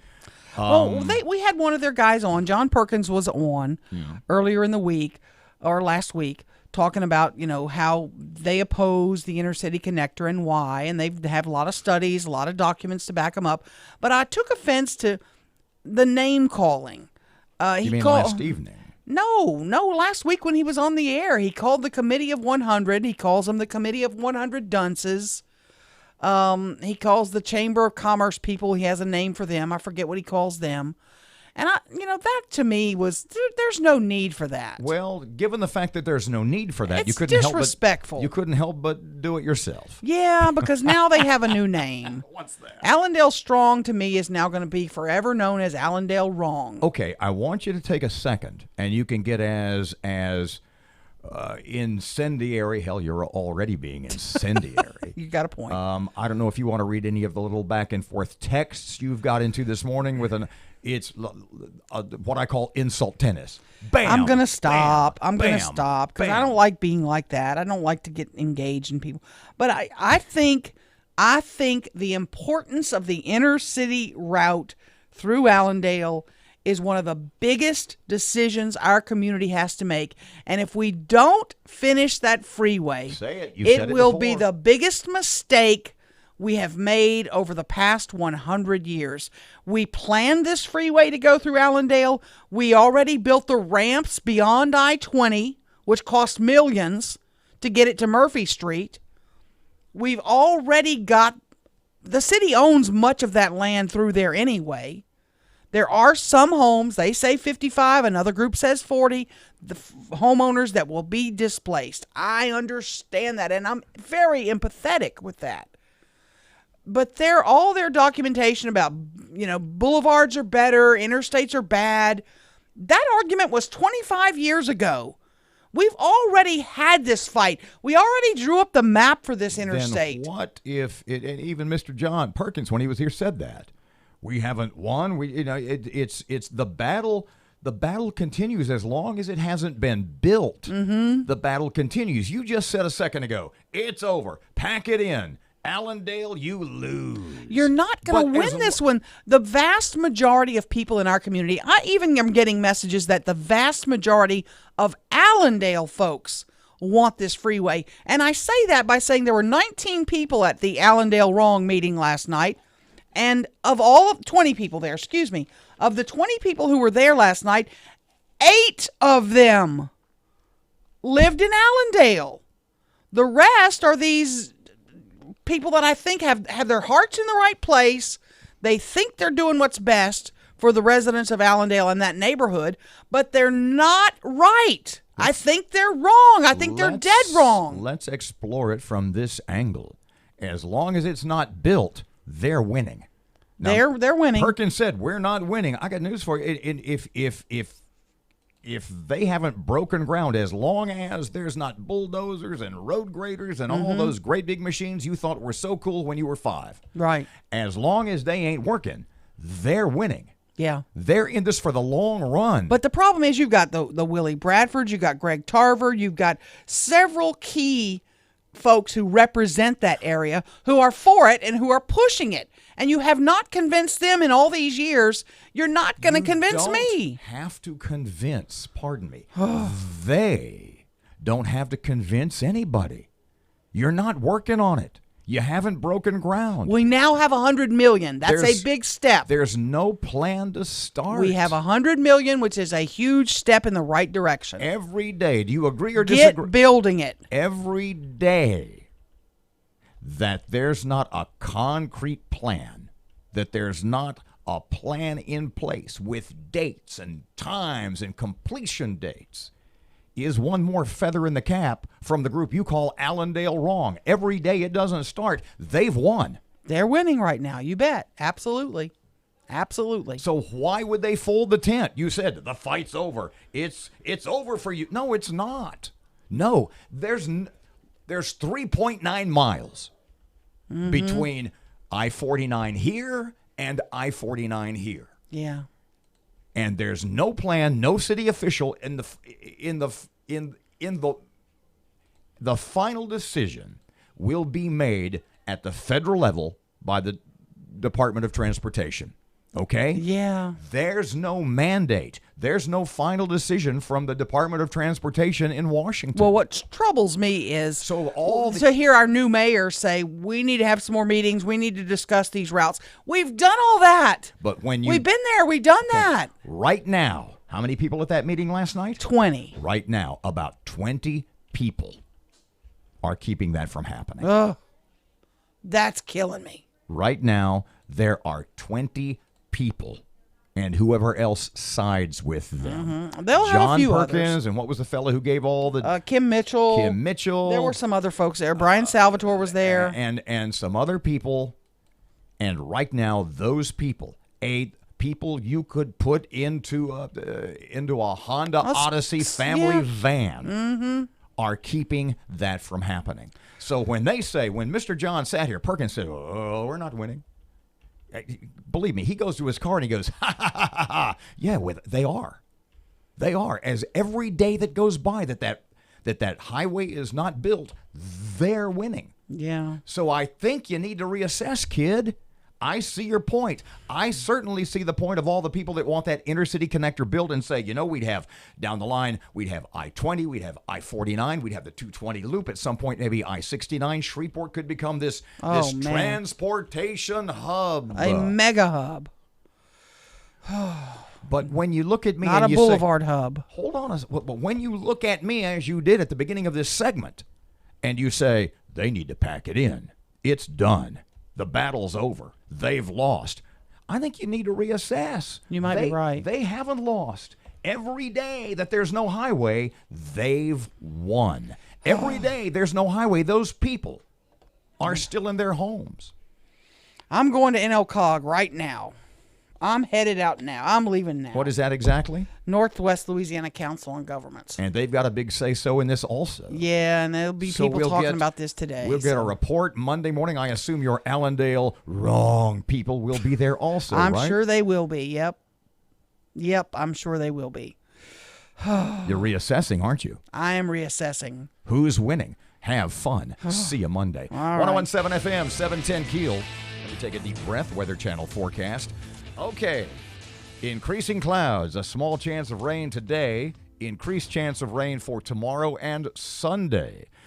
High today in the middle 80s, right now 73 degrees. 1017 FM, 710 KEEL, it's 850. Here's your money now.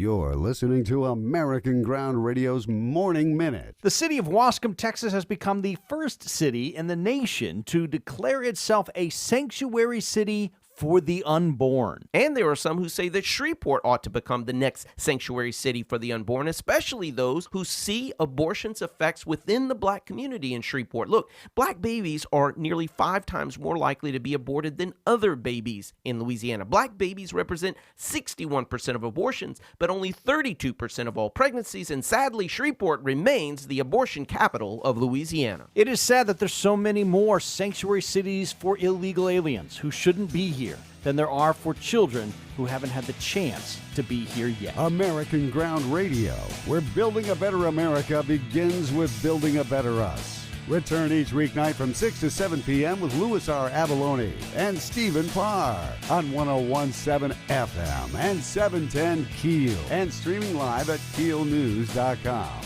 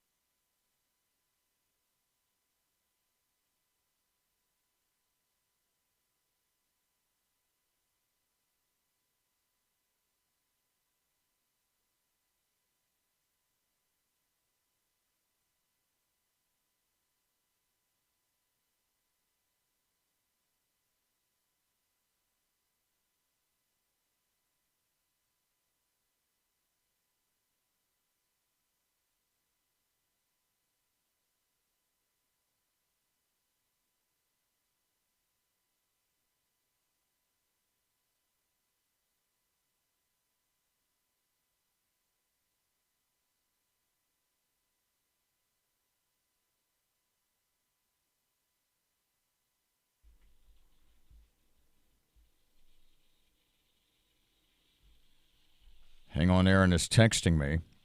Oh, boy. Evidently, people are busting on me, too, on this. Hold on. Robert is a clown, all caps, on this Allendale thing. What did you do? I don't know. Other than encourage Erin's bad behavior. Well, for the sake of the show, one must ask oneself, can one encourage Erin's bad behavior too much? I would say no. And I'm not. Look, this is. She's going after these Allendale strong people harder than she's gone after anybody in my memory. It's right up there with the mayor over lights. Yeah. And by the way, she sent out another one of those. Mm-hmm. And I wish we had gotten to that a second time. What did she say? There's like 40 some odd lights out on Uri Drive between like East Washington and I-20. I think that was the number. Yeah, that's what she said. A little over 40, I believe. Holy cow. Yeah. We got to go. I'm exhausted. I got to get on the phone and encourage her bad behavior because I'm a clown. 101.7 FM, 710 KEEL. Robert J. Wright and Erin McCarty back Monday morning, 6 till 9. Here's Kim Commando. Or your kid's phone. Here's the best way for first responders to get vital medical information and emergency contacts if it's needed. Kim Command with your Friday Consumer Tech Update, brought to you by SimpliSafe, the best security system for your home, period. Don't live in fear. Get yours at simplysafekim.com. When there's an emergency, vital medical information is available to professionals in your smartphone, but you have to set it up before anything happens. iPhones have a built-in app called Medical ID. List your emergency contacts, phone numbers, and special instructions like allergies, blood type, and medications. Emergency staff won't need your iPhone's passcode if you set it up to show when your iPhone screen is locked. Samsung and Android phones let you list emergency contacts too, but take it a step further. If you have severe allergies or other conditions emergency personnel need to know about, get a free app in the Google Play Store called Medical ID in case of emergency. I'm Kim Commando. Over the years, I've tried and tested every way that average people can and should back up the data on their computers. I'll tell you that iDrive is simply the best cloud backup service there is. 4 big reasons why. First, it's the easiest to use. I back up everything, all my computers, smartphones, iPads, tablets, everything, to one single iDrive account. Second, it's the most secure. With iDrive snapshots, I'll never lose even a single byte of data, never pay a penny because of ransomware. Third, get your data to the cloud fast with iDrive Express, a free shipping service where once a year, iDrive will send you a physical drive. You load your data on it and ship it right back. Your data will be in the cloud within a week. And fourth, it's cost effective. If you're using any other cloud backup or storage service, switch to iDrive today and get an amazing 90% off the first year. Use my name, Kim, as the promo code. That's iDrive.com, promo code KIM. The stories you want to know about. We've got breaking news and trending talk right here on 101.7 FM and 710 KEEL. The intersection at Highland Avenue and Olive Street's dealing with some slow-moving traffic right now. And we're still dealing with some traffic delays on I-20 westbound near Spring and Market. If you have anything to report to us, please give us a call at the Planet Fitness Traffic Hotline, 687-ROAD.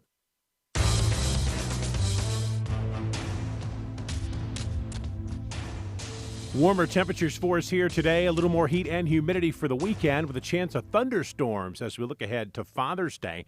Mix of clouds and sunshine for us here today. A light south to southeast breeze, 88. 72 tonight, partly cloudy, low 90s for Saturday. Chance for thunderstorms Father's Day. I'm meteorologist Ken Boone at the Weather Channel. Breaking news and trending talk. KEEL 710.